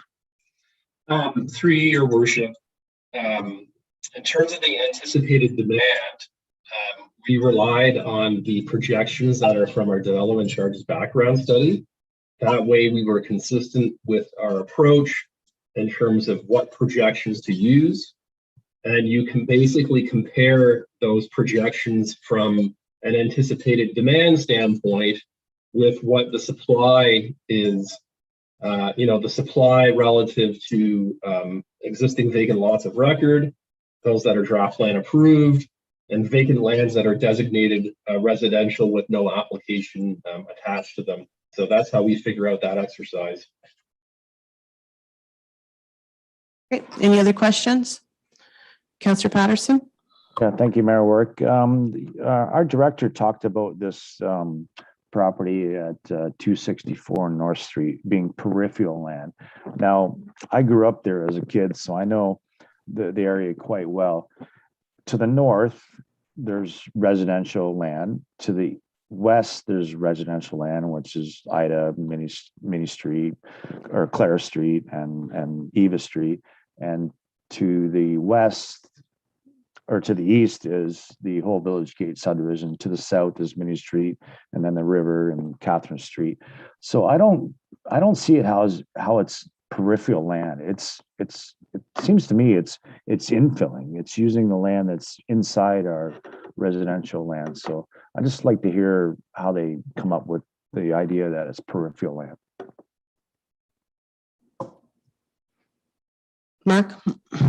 Through your worship, so the wording peripheral was meant to describe the location of these lands, peripheral relative to the current urban boundary, in that it's in the northeast corner of the village, and hence the wording peripheral. And I think it's relevant considering they are the lands that are most distant from the site of the proposed pumping station.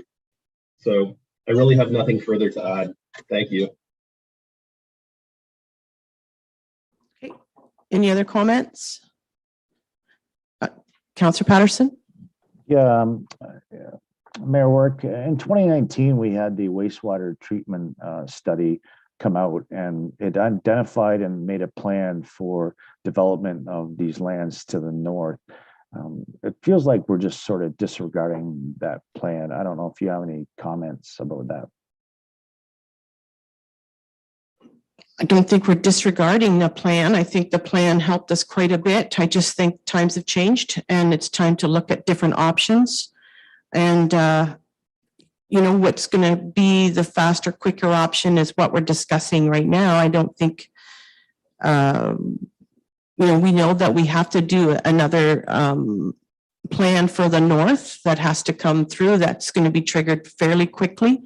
And that is, I think, in addition to any existing plan that we have. But I would value the comments of Mark or Mike on that if you wanted to add anything to that.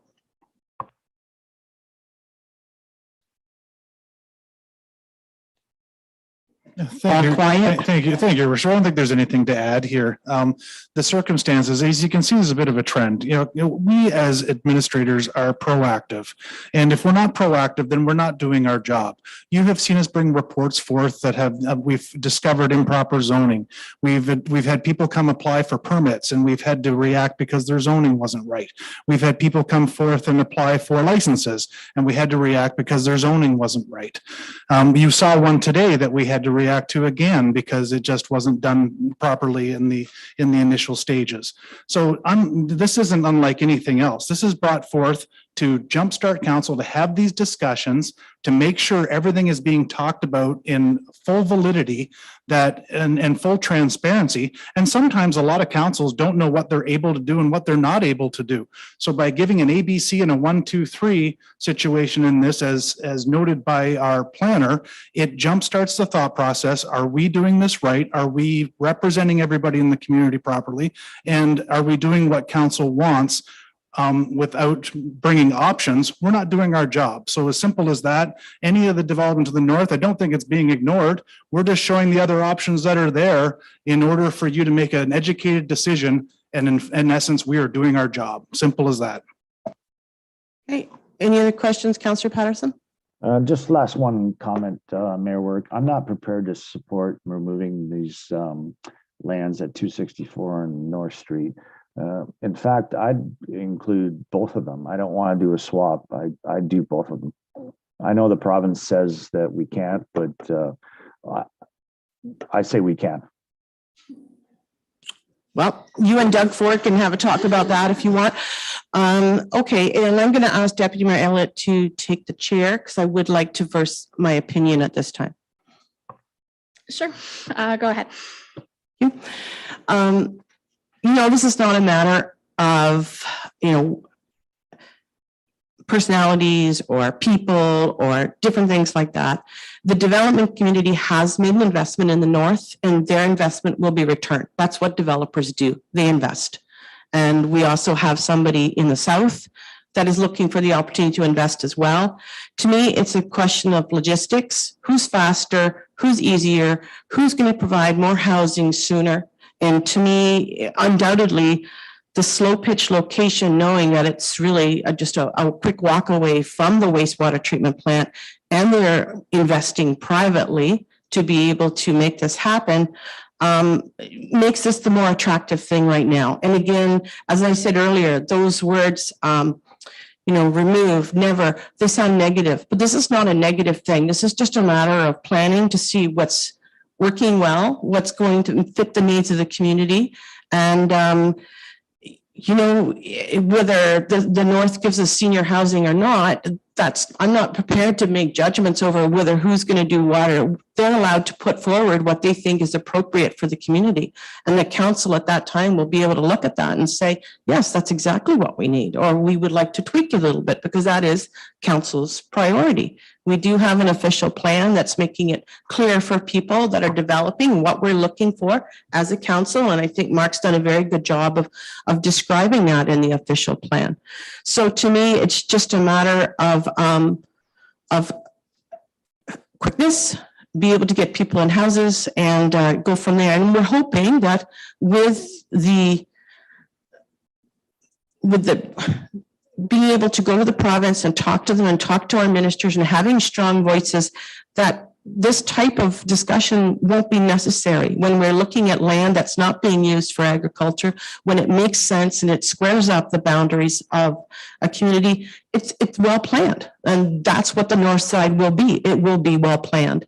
Do I think it will hurt that it's going to wait for 3 years because we have to also talk about getting that study done and be able to get that done? No, I think that's the normal time that people were looking for. It's not going to happen overnight. And I'm just leaning towards the one that'll be done faster. And you're right, Councillor Patterson, it'd be super nice to be able to just say everybody can do what they want. But unfortunately, the province has put this in this particular situation. And it's important for us as leaders of the community to make sure that we understand what's involved and how to proceed.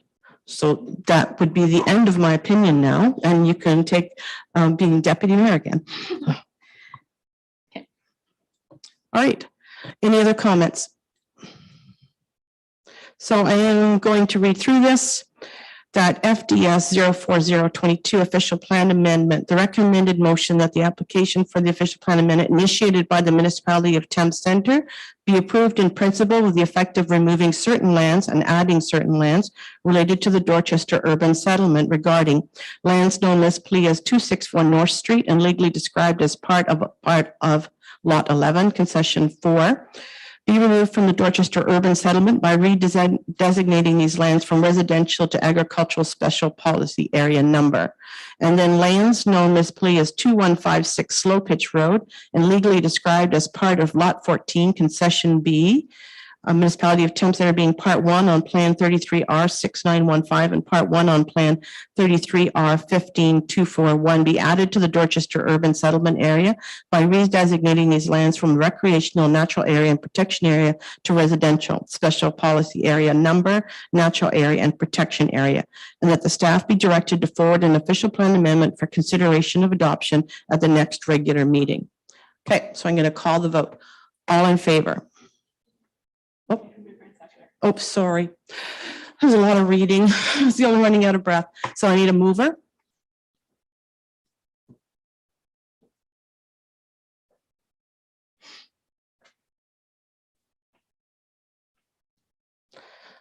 So I can move. Yep, I will move. Seconder.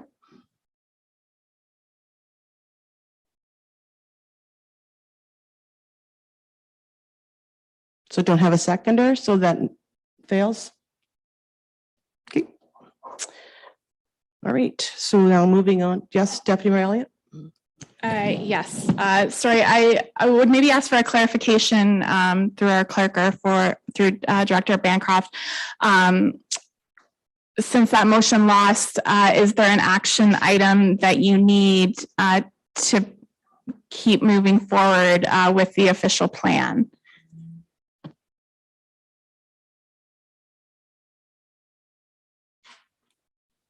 Through your worship, I'm not sure, Mark. I don't think Mark heard that. I can't tell if he's heard or not. I think if the motion is lost, I think just to tidy things up, perhaps leave things status quo would kind of be in order, just to give staff some clear direction on what to do here moving forward. Okay, and did you? Yes. Mayor Work, can I say something? Just Deputy Mayor has her hand up, so I'll go to her. She had hers first. Go ahead. Yes, so with that, I would like to put forth the motion that the urban growth boundary for the village of Dorchester remains status quo in the official plan. And that I'd like to further just direct the CAO and mayor to write a letter to Premier Doug Ford, I guess the Minister of Municipal Affairs and Housing, Steve Clerk, as well as include our own MPP, Rob Flack, in terms of the discussion that we had today, that in order to meet the targets that the province has set out, that municipalities, including the municipality of Thames Centre, need the tools in order to do so. And I think that's important that we advocate for that. So part of my motion in leaving the boundary status quo is that we write a letter advocating for that, because I think it's important moving forward that we're able to meet these targets and meet the housing crisis in our own community. Councillor Patterson. Yeah, thank you, Mayor Work. My understanding is that there wasn't a seconder, so the issue is not lost. It's still there on the table as the CAO suggested. That's my understanding. Is that correct? Yes, nothing happened with it. Like, it hasn't moved forward. So Deputy Mayor Elliott proposing a new motion that is on the table. Councillor Patterson. And is that a new motion? So that's a notice of motion, and then that has to come to the next meeting. Is that correct? No, I believe it's still dealing with the same matter. It could be dealt with here because it's still about the same proposed subject matter. However, I would like to question for Director Bancroft, just to see what kind of decision from this public meeting application, what is required. If this is the motion that we're dealing with right now from Deputy Mayor Elliott. Through you, your worship, should this be a resolution or a motion that is supported by members of council? Technically, a decision would not be rendered on that application 03-22. In other words, it would remain open, considering it's not as if a decision would be rendered on that application. So it's not as if any notice would be required with that motion being passed, should that be the case by members of council. At least that's my understanding.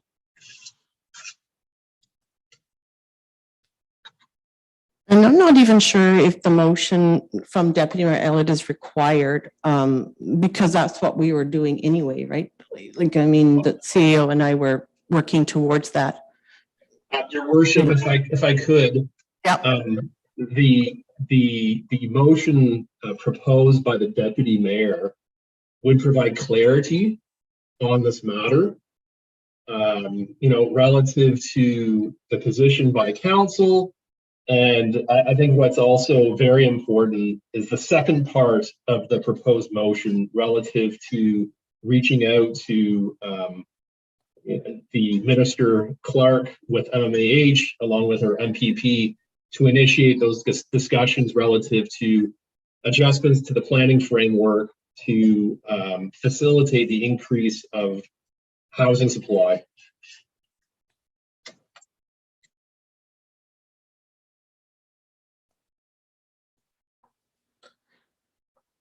Yeah, go ahead. So through your worship, I would like to put that motion on the floor then, that that the urban growth boundary for the village of Dorchester remains status quo, and that the mayor and CAO draft a letter to the premier, minister of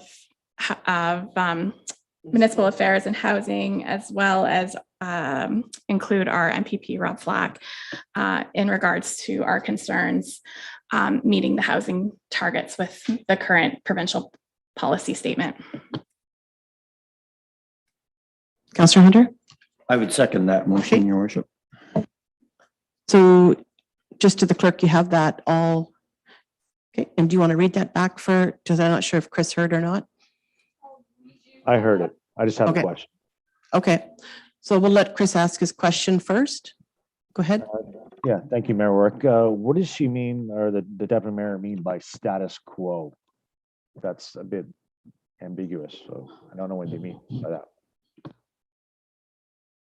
Go ahead, Kelly. Through your worship, to Councillor Patterson, it would just be that the current boundary as it's laid out does not change. So what is in our current official plan as the urban growth boundary of the village of Dorchester, that no changes would be made to that. Go ahead, Chris. Yeah, I'm still in a position that I would prefer to have both properties included in the official plan. So I can't support the motion because she's only doing status quo. Your Go ahead. Go ahead, Mark. I just wanted to clarify things that it's not as if we're dealing with both properties, because the one property, the Jamani property, is already within the urban settlement. Mark, I'm gonna interrupt you here, because a point of order where we're at here is that the deputy mayor has made a motion, and that motion has been seconded.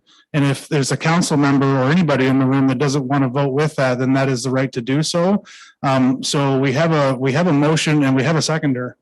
So I don't think any more discussion is necessary until such time as either this is votes called and we can go to yet another option. So Deputy Mayor Elliott, go ahead. Yes, through your worship, and maybe just to Councillor Patterson's point. Sorry, I know you said we didn't need discussion, but I think that's valid. Like, I absolutely support the project that Mr. Ward is bringing forward. But at the same time, I also know that the province of Ontario has very strict regulations, and my fear is that if we put both forward and it goes to the province as a package to our official plan review, so it goes to the county and if it gets declined at the county, then we're back to square one back here. Or if it makes it through the county and it goes to the province of Ontario, the province is going to turn it down because we're not following the regulations that they have, and our entire official plan as a whole, like that whole procedure and process just gets pushed back, and everything that we're trying and all of these changes that we're making in the official plan review are put back to square one and are delayed even longer. And so while I appreciate Councillor Patterson's point, and I would, in any other circumstances, if the province allowed it, I would 100% support it. I don't want to see any more delays in this official plan process, because I want to see it pushed through as soon as possible, because a lot of those changes are so positive to our community. And I think that's where the advocacy piece comes in, is that if we can advocate to the province that we need more land in, and we're able to put in Mr. Ward's and put in Slow Pitch City into it, I'll be the first one to raise my hand on that, but I really don't want to see this get delayed anymore. Okay, so we have a mover, we have a seconder, and I'm just going to get the clerk to reread it, and then we're going to take that vote, and then we'll move on for more discussion after that.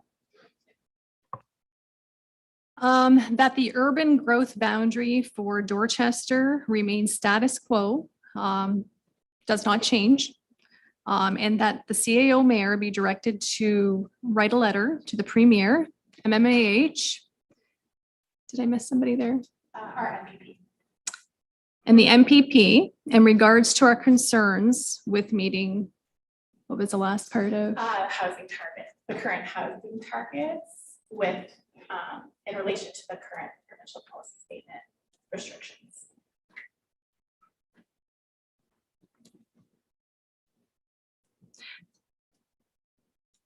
Meeting in regards to our current with meeting our current housing targets in relation to the current. provincial policy statement restrictions.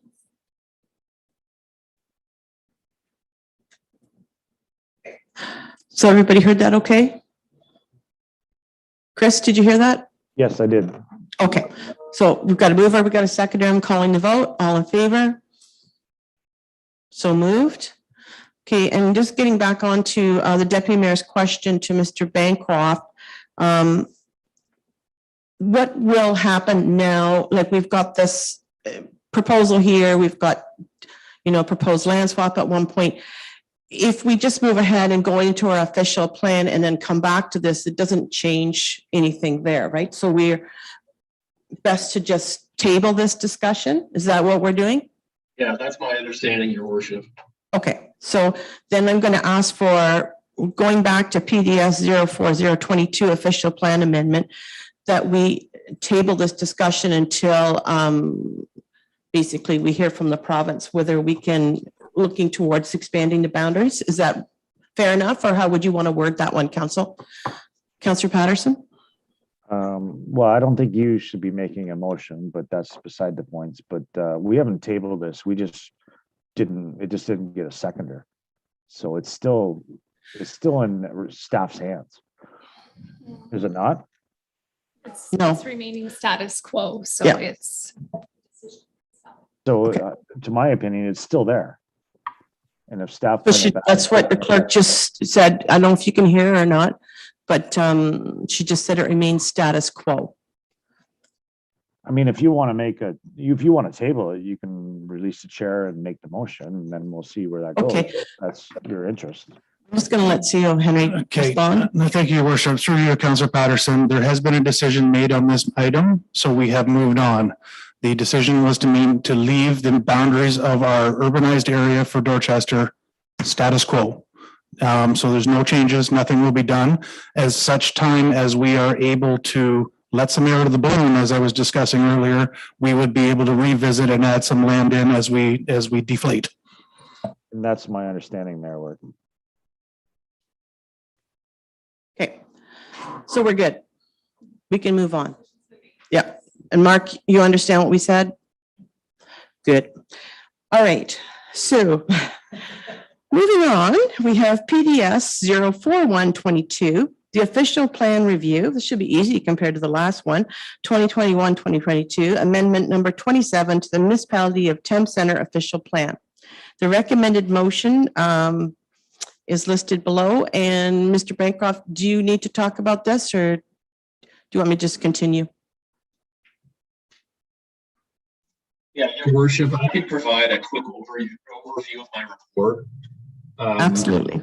Okay, so the purpose of this report is to consider changes to the Thames Center official plan to implement the official plan review process through the adoption of amendment number 27. And this report, it includes a series of discussion papers with a focus on key planning issues, proposed policy changes, along with a summary of agency and public comments received, as well as a recommendation for council's consideration. I am by no means going to go over that information page by page, but again, I just want to provide a quick overview in terms of where we're at and where we're going. So we're required to update our OP every 5 years to ensure conformity with the upper tier official plan, and also to ensure a consistency with the provincial policy statement. So our last review was completed in 2015, hence the need for this current exercise. Last fall, we initiated this process by holding a special meeting of council back in October.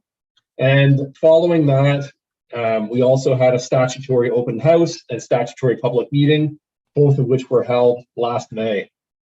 And that at those events, there were discussion papers presented along with draft policy changes for consideration. So as noted in my analysis section of my report, there's a series of discussion papers that were undertaken based on 5 key areas: housing, employment, agriculture, natural heritage, and climate change. Those discussion papers are all attached to my report. Also, based on the public submissions received during the consultation process, additional policy changes are proposed to the official plan in respect to a number of key areas. And those areas include, in no particular order, we've got additional policy direction for housing accommodation for farm labor. So that is included as new policy direction. Also, in terms of residential densities, we've got information provided relative to housing density. So for low density residential, no more than 20 units per gross hectare. And then for medium density residential, 20 to 50 units per gross hectare. And those targets are critical to ensure that development opportunities demonstrate a more efficient use of infrastructure and land, while also protecting agricultural land. Another area focused on natural hazard areas. There were some concerns about how extensive the new mapping was based on information obtained by the Conservation Authority. And so staff is now recommending that natural hazard areas be shown as a mapping overlay as opposed to a land use designation. And ultimately, the limited development within the natural hazard overlay would not require an amendment of the official plan, but it would be subject to approval from the Conservation Authority and the municipality.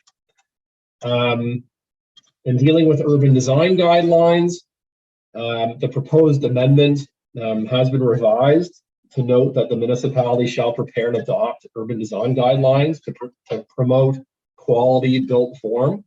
And this approach is consistent with other comparable lower tier municipalities in the county. We're basically the last one to have urban design guidelines in place, and it's important that we have that proper policy direction in our plan. Also, in dealing with climate change, there were concerns about the use of language in the draft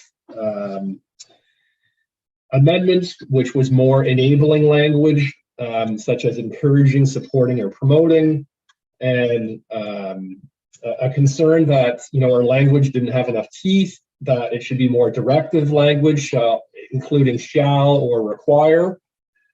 I think the reality is, Your Worship, that with sustainable building design practices, those may not be viable for all developments. And as such, in my opinion, the use of enabling language, such as encouraging, supporting, promoting, is more appropriate. And also to incentivize sustainable development opportunities, the municipality should perhaps consider establishing a community improvement plan through a grant and or loan program in regards to sustainable building practices. So policy direction has been provided in the proposed amendment in that regard.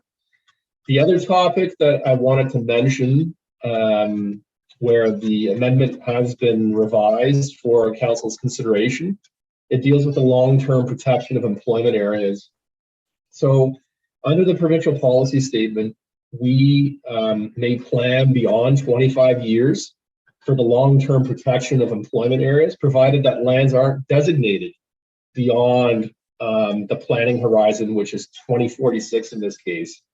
So based on the analysis that is noted in the employment discussion paper, we have sufficient land designated for employment purposes for the next 25 years, which means that although we can't add any additional lands, we can certainly identify and protect lands for future employment beyond 25 years. So using the direction offered by the Highway 401 corridor land use study that was done by Monteith Brown, it would be appropriate to identify and protect lands as offered by the PPS, and for areas generally located north and east of the Donnybrook industrial area in the vicinity of the 401 corridor. And that area is shown on the map that is included on page 3 of my report. And what's important about identifying and protecting, what is being proposed is language in the official plan to say that These lands are identified as potential future employment lands, being candidate lands for inclusion as designated employment lands. And so, if and when there's a shortage of employment lands, then these are candidate lands for inclusion to make sure that we have enough land to satisfy our future growth needs moving forward. And also related to this, Mr. Rob Jackson, who's the owner of the farm situated on the east side of Westchester Bourne and north of Highway 401, he has requested through a written submission that his lands be redesignated from ag to employment, considering that they were down designated by the county through a modification to amendment number 12 as part of the last official plan review process back in 2015. And so, it's unfortunate that our employment discussion paper has concluded that there's an oversupply of land designated for the next 25 years. And as an alternative to reinstating his lands for employment purposes and to ensure consistency with provincial policy, his lands are now being considered for long-term protection through identifying these lands for and protecting these lands for future employment purposes. In terms of agency comments, unfortunately, we have not received any formal comments from reviewing agencies, even though we have done a comprehensive circulation, including to Indigenous communities. Ultimately, should the proposed amendment be adopted by Thames Centre Council, a subsequent agency circulation would be undertaken by the county, and any subsequent change to the amendment as adopted could be in the form of a modification by the county. In terms of public comments, those are appended to my report, including a summary of those comments along with the staff response. That is all found under Appendix 3, and also public meeting and open house records are also found under Appendix 4. So it's my recommendation, as noted in my report, Your Worship, that Council confirm its regard for all submissions received through the official plan review process and adopt in principle amendment number 27, and declare that the amendment does not conflict with any provincial plans, is consistent with the provincial policy statement, and has regard to matters of provincial interest, and that the implementing bylaw to adopt amendment number 27 be prepared and forwarded to the next regular meeting of council for consideration of approval. And then lastly, that staff subsequently forward amendment number 27 as adopted to the county for consideration of approval. I'm here to answer any questions, Your Worship, and I apologize. I know I said that I would be brief. I don't think I was brief, but then again, thank you. Well, it wasn't 197 pages or 179, whatever it was. So I think you were fairly brief.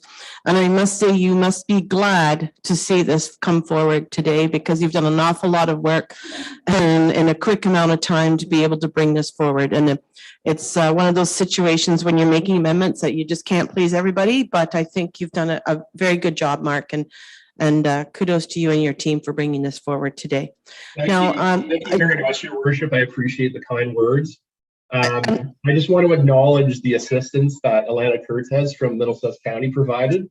Simply put, because of the amount of work involved, there's no way I could have done this on my own. So thank you to Alana. Great. And I just want to go back to the Jackson lands, because I think that's something that we need to discuss a little bit further. I think, Deputy Mayor, did you have your hand up? Yes. Yeah, sorry, go ahead. Yes, through Your Worship. First off, I guess I'll start off by saying to Director Bancroft, and I know you put a substantial amount of work into this, and I think what I spoke to before in the last part about so many exciting things coming in our official plan review that will be so beneficial to our community, these are this, and that I don't want to see these types of things delayed because they're just so important. But one thing I did want to highlight, and Mayor Warwick had just mentioned, was item C in your report being the long-term protection of employment areas. And I think how we just went through an entire process of ensuring that the proper processes and procedures are followed. I think we do have to acknowledge the Jackson lands on Westchester Bourne and what happened in the previous official plan review and making that right. And so I think it's important that we address this and address it properly. And so I would like to, on top of the recommendations that Director Bancroft laid out, I would also like to include and that staff be directed to bring in the Jackson lands on Westchester Bourne back into the rural residential. Or sorry, not rural residential, sorry, rural industrial is what I'm trying to put there. And so that it would go back to what it was in 2015. Okay, Councillor Hunter. I would agree with the deputy mayor and second that motion. I think we need to correct this. That was done last time the official plan was reviewed. Okay, and I saw Councillor Patterson. Did you have a comment? Yeah, Mayor Work, I'm just trying to understand where I'm looking at the part of Schedule A land use plan and where the Jackson property is. Is that what we're talking about? The Jackson property on Highway 74. Yeah, Okay, so but where is that? Highway Your 74. Your worship, can I assist? Yep. So thank you. So on page 3 of my report, you've got that map, part of Schedule A land use plan. Yes, And yes, so I do. the Jackson property would be the lands situated at the northeast quadrant of Highway 401 and Westchester Bourne. You'll see that there's a number 3 shown. That is essentially the Jackson farm. Okay, thank you. All right, so here's the big moment. Are we now voting on the amendment? Yeah. Sorry, I have questions. Oh, Councillor If that's Patterson, go okay. ahead. Yeah, on page 5, Mayor Work, they talk about the climate change. I'll just find it here real quick. It says to better address climate change concerns raised, that the proposed amendment should use more directive language. Shall and require, for example, that new developments use sustainable elements. What do we mean by sustainable elements in their building design? So Bancroft? thank you. Simply put, Councillor Patterson, what this basically means is having all new buildings and structures be net zero, be LEED certified buildings. That's basically the request that is coming forward. And in my opinion, that is way too onerous. If anything, we should include enabling language in terms of encouraging, supporting, promoting that form of development. So I hope that clarifies things. Okay, any Thank other you. questions? Okay, so I just want to clarify what you moved, and we'll maybe get the clerk to read back what we're doing. Okay.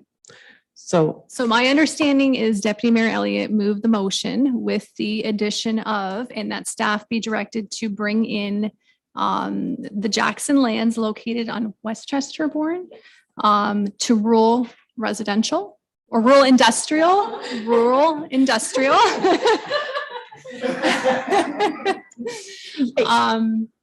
And that was as one motion as she presented it. Did you move that motion? Yes, so that it would be the 3 recommendations that are outlined in Director Bancroft's report, and then an additional, and that staff be And directed. then Yeah. I have Councillor Hunter seconded that. So we're ready to vote. Yeah. here. I'm not ready to vote, Mayor Work. Okay, go ahead. Comment? I can speak, Mayor? Yep. Yeah, I have a question. Again, on page 5, under the climate change, it talks about incentivizing sustainable development opportunities. Municipality should consider establishing a community improvement plan. What does community improvement plan mean? And how does that, I'm trying to understand what that means. I'm going to let Mr. Bancroft answer that, but it is unfortunate that you weren't able to attend all the different open houses that were held where all these were discussed thoroughly, because I think it really helps everybody get a great understanding and saves a lot of questions here. But I'm going to let Mr. Yeah, Bancroft go ahead. unfortunately, I wasn't informed of those open houses, so that's too bad. Okay. So through you, your worship, under the Municipal Act, municipalities cannot provide financial incentives to property owners who wish to, develop their lands. And therefore, a community improvement plan is a means to, encourage development with financial incentives through a grant or loan program. In terms of establishing a community improvement plan, there's a process that you have to go through, including public consultation.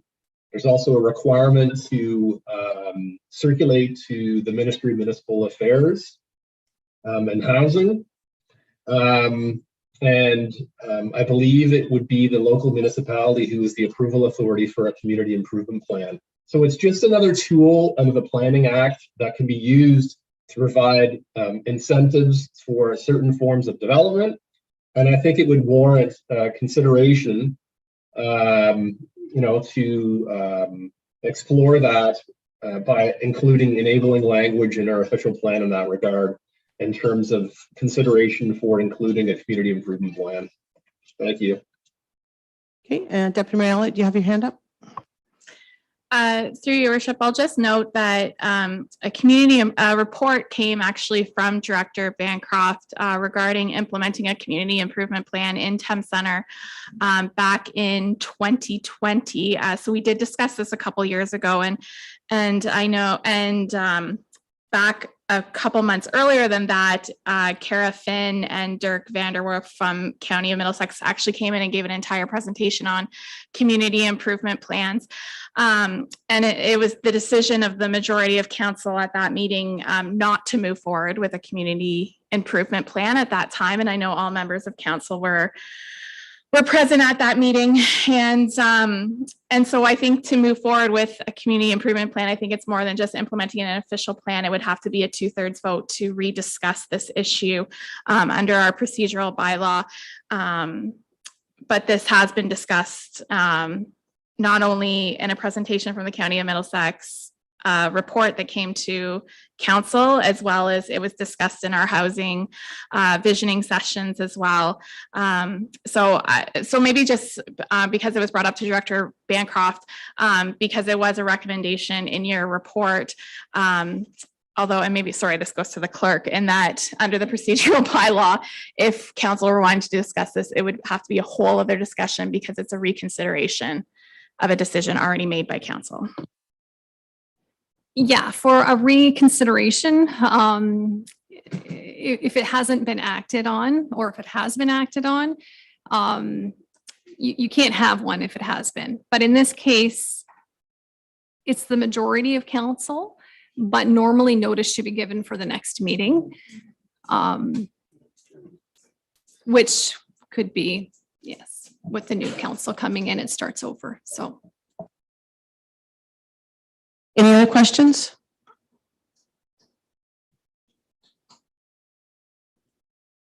Okay, so back to the moving, seconding, we've done that. So there's no more questions or comments because I'm going to call the vote now. Okay, all in favor? Thank you.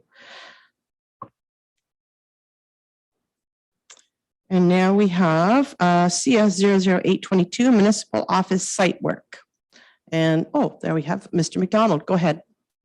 Thank you. Through you, your worship, we have report CS 008-22 before council for consideration.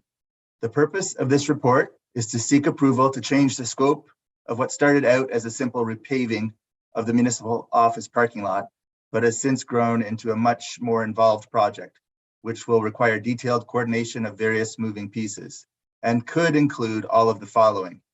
The paving and curbs as already budgeted for, but on top of that, storm sewer upgrade, including catch basins, water service upgrade, sanitary sewer line installation, parking lot lighting and security, upgrades to the sidewalks, bus stop, bike racks, fencing, EV charging stations, and potentially tying in the pool sanitary.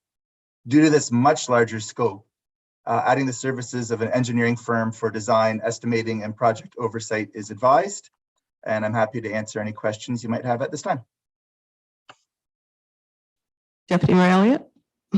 Yes, through your worship. I actually just want to commend staff on bringing all this forward. We just talked at the beginning of this meeting about accessibility and properly designing this parking lot, including all of the sidewalks, as well as noting that it's a connection to the pool, the splash pad, our parks, our trail systems. I think it's so important that we're addressing all of this, as well as looking at active transportation, as well as the EV charging stations, from climate change, a carbon footprint, all of those good things. So as much as this has ballooned into a much larger project, I think it's very much needed. And it's one of those things that where Thames Center is showing that leadership to take bigger steps on doing things better. So I commend staff on this. Great. Any other comments? Okay, so we have a recommendation in front of us that CS 008 be received for information, and that changing the scope of the municipal office paving and curbing parking capital project at 4305 Hamilton Road, include a request to tender for engineering using a portion of the 2022 parking lot budget to cover this. Engineering design cost in 2022 be approved. Okay, mover, Councillor Hunter, seconded by Deputy Mayor Elliott. All in favor? Right. Now we're moving on to 8.9 CS 00922 Boys and Girls Club Facility Use Agreement. Mr. McDonald? Thank you. Through you, Your Worship, we have report CS 009-22 before council for consideration. This report involves a trial facility use agreement with the Boys and Girls Club of London for the remainder of the year, which will provide them with free space to offer youth programs in Thorndale that are currently not provided by the municipality. Boys and Girls Club has been in operation for over 65 years, including work in Thorndale for at least 6 years. Their experience and track record speaks for itself. Much of the proposed agreement is based on an agreement they reached with Middlesex Centre to run youth programming in Ilderton earlier this year. I was able to get some good insight from that municipality as well. And I've had the pleasure of working with Boys and Girls Club in Arden for my 2 years here as well. So happy to answer any questions you might have. Okay. Any questions for Steve? Councillor Patterson? Yes, Mayor. What's the cost to our taxpayers for this program, just so we're aware of that? Steve? Yes, through you, Your Worship, to Councillor Patterson. It's hard to put a real number on it. So especially for this trial period, I think it's going to be minimal cost because it's going to be mostly time that has not been booked by someone else. Since they're coming in late to the game, if so to say, all of the normal regular users of the Thorndale Lions Community Center are already followed up with regularly to see if they have any more bookings for the remainder of the year. So that's already been done for 2022 for the Thorndale Lions Community Center. So it's not like they'll be coming in and stealing time away from a normal established user. They've already had that opportunity to book their time. So instead, they'll be kind of filling in some blank spots where the rooms that they use would have otherwise most likely been left unused.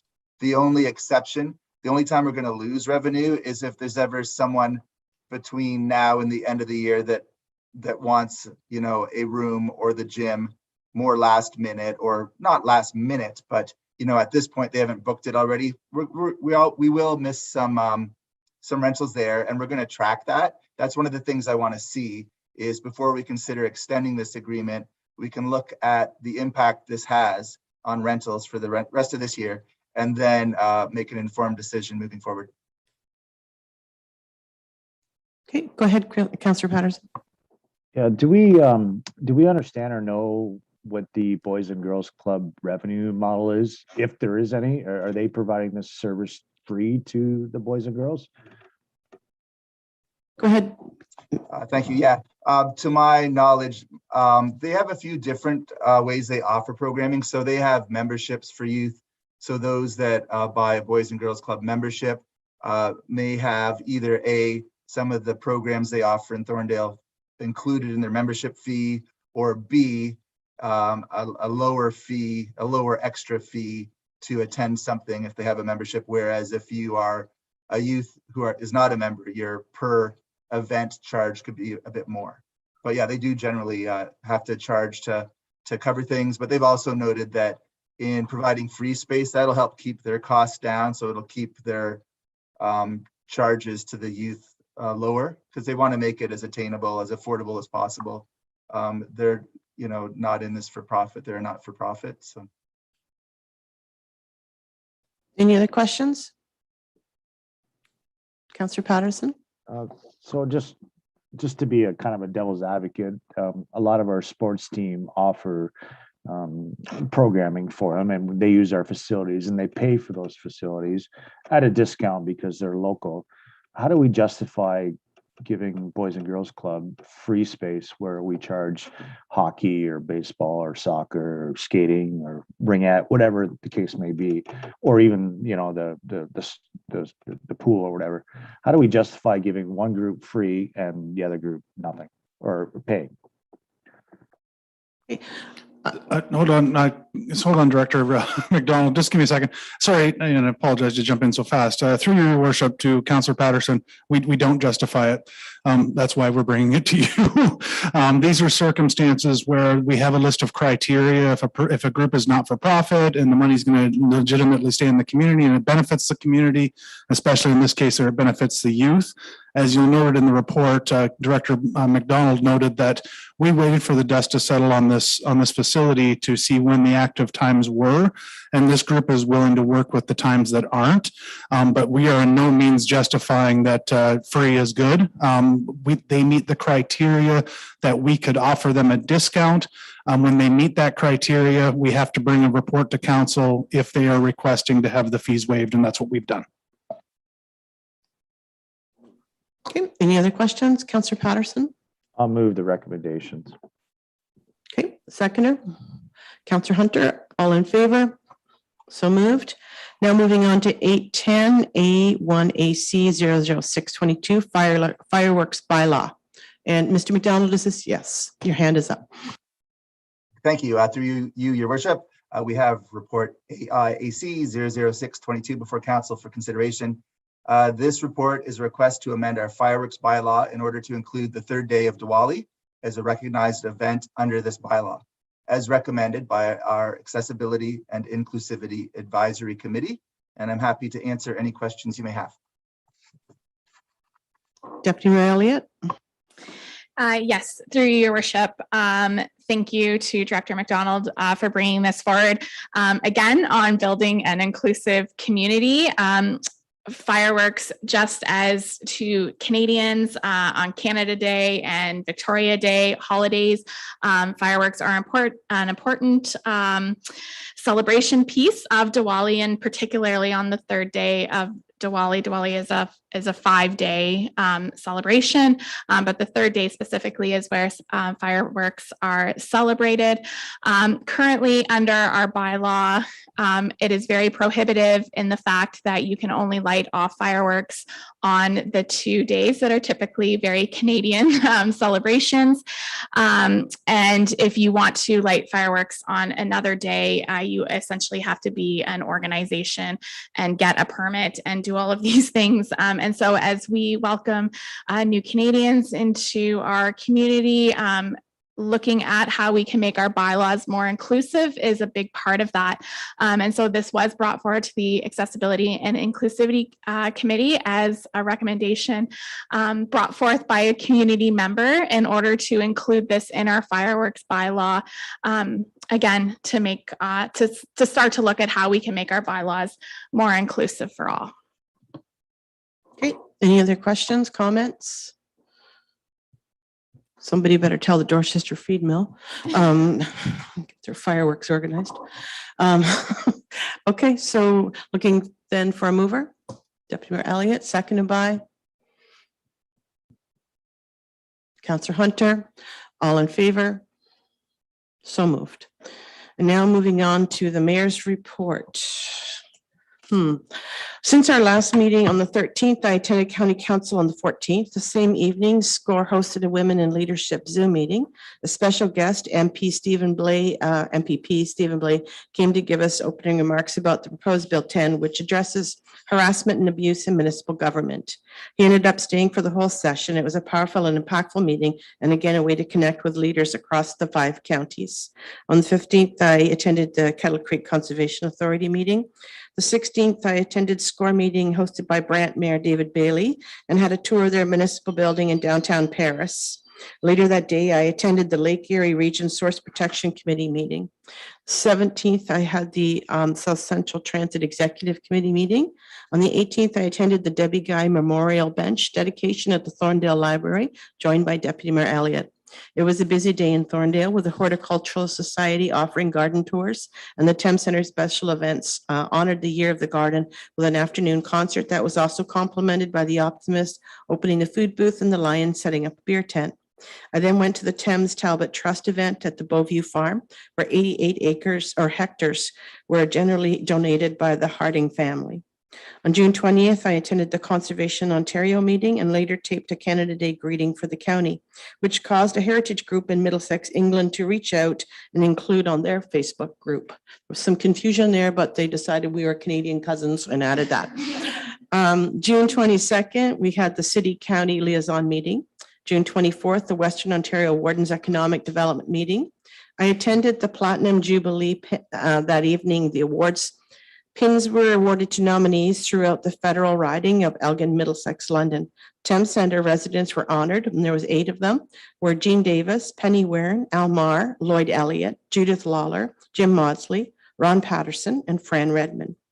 June 27th, we had the health unit briefing, and hopefully the last one for a while, and then council at 5 p.m. June 30th, I visited Cavanlek Farm, owned by the Thompson family, to celebrate Middlesex Dairy Day, a chance to visit with the Middlesex and London elected officials to discuss the dairy industry in Middlesex. Later that evening, Canada Day in Thames Centre was kicked off by a concert in the park, followed by fireworks. July 1st, the official Canada Day celebrations were enjoyed by all. July 6th, we had the Thames Centre senior staff were invited by Armitech to tour the operations and discuss current challenges that are being met by the business. July 9th, I attended the first annual Pride in the Park that was organized by the Accessibility and Inclusivity Committee, and thanks to all of the members of that committee and their volunteers made it such a success. And that brings us up to today. Now moving on to a notice of motion, 11.1, naturalized pollinator gardens. Deputy Mayor Elliott, do you want to take this one? Sure, thank you. And through your worship, this request was brought forward by a member of the public who was interested in creating a pollinator garden. He is a physician that lives in Thames Centre and sent me a very lengthy email on the benefits of pollinator gardens, not specifically just to pollinators, as well as the environmental health of our climate, as well as humans. However, our current property standards bylaw, as it stands, does not permit naturalized pollinator gardens. And so I did quite a bit of research on other municipalities that promote pollinator gardens in their bylaws, as well as in consultation with our bylaw enforcement officer to create this motion. So my motion reads, whereas there are widespread benefits of the use of naturalized pollinator gardens that are in the best interests of the environment, pollinator species, as well as the mental health of humans. And then a naturalized pollinator garden can be defined as a landscape area that has been deliberately implemented to produce ground cover, which consists of one or more species of wildflowers, perennials, shrubs, and grasses, or a combination thereof. And that Thames Centre's current property standards bylaw is restrictive for residents wanting to implement naturalized pollinator gardens. And that our current property standards bylaw should be amended to permit naturalized pollinator gardens as long as these gardens do not contain noxious weeds named in the Province of Ontario's Weed Control Act, including but not limited to Canada thistle, common buckthorn, glossy buckthorn, dog strangling vine, garlic mustard, giant hogweed, Japanese knotweed, phragmites, poison ivy, purple loosestrife, and or ragweed. And that the naturalized pollinator gardens cannot restrict driver and pedestrian sightlines at intersections, driveways, sidewalks, walkways, or visibility to all traffic control devices. And that naturalized pollinator gardens cannot encroach above or onto any adjacent property, including sidewalks and roadways. And therefore it be resolved that the Council of the Municipality of Thames Center direct the bylaw enforcement officer to bring back an amendment to the property standards bylaw that permits naturalized pollinator gardens for council's approval at a future council meeting. Well. Good excuse not to cut your grass, I think. All right, so any discussion about this? No, so I take it that you're moving it. And the seconder? Councillor Hunter, all in favor? Okay, now, so that carries. So moving on, new business, any new business that we need to know about? No, okay. Bylaws. So is there any bylaw that anybody needs to pull out? Yep. Go ahead, Councillor Patterson. 13.7. Okay. So then I'm going to now read the recommended motion that bylaw 59, 2022 to 72, 2022 be adopted as presented, excepting bylaw 65, 2022. We'll do that one separately. Okay, so a mover, Deputy Mayor Elliott, seconded by Councillor Hunter, all in favor. And now the bylaw 65, 2022 being a bylaw to adopt a policy to govern the sale or other disposition of surplus lands and closing of highways and road allowances. So all in mover, Deputy Mayor Elliott, seconded by Councillor Hunter, all in favor? Opposed? Okay, so noted. And now our next meeting is August 8th at 1 p.m. and it is currently 3:41, and I would like a recommended motion that the meeting adjourn. So Councillor Hunter had his hand up first, Deputy Mayor Elliott, and I think we're all in favor. Yep. Okay, so moved. Thank you.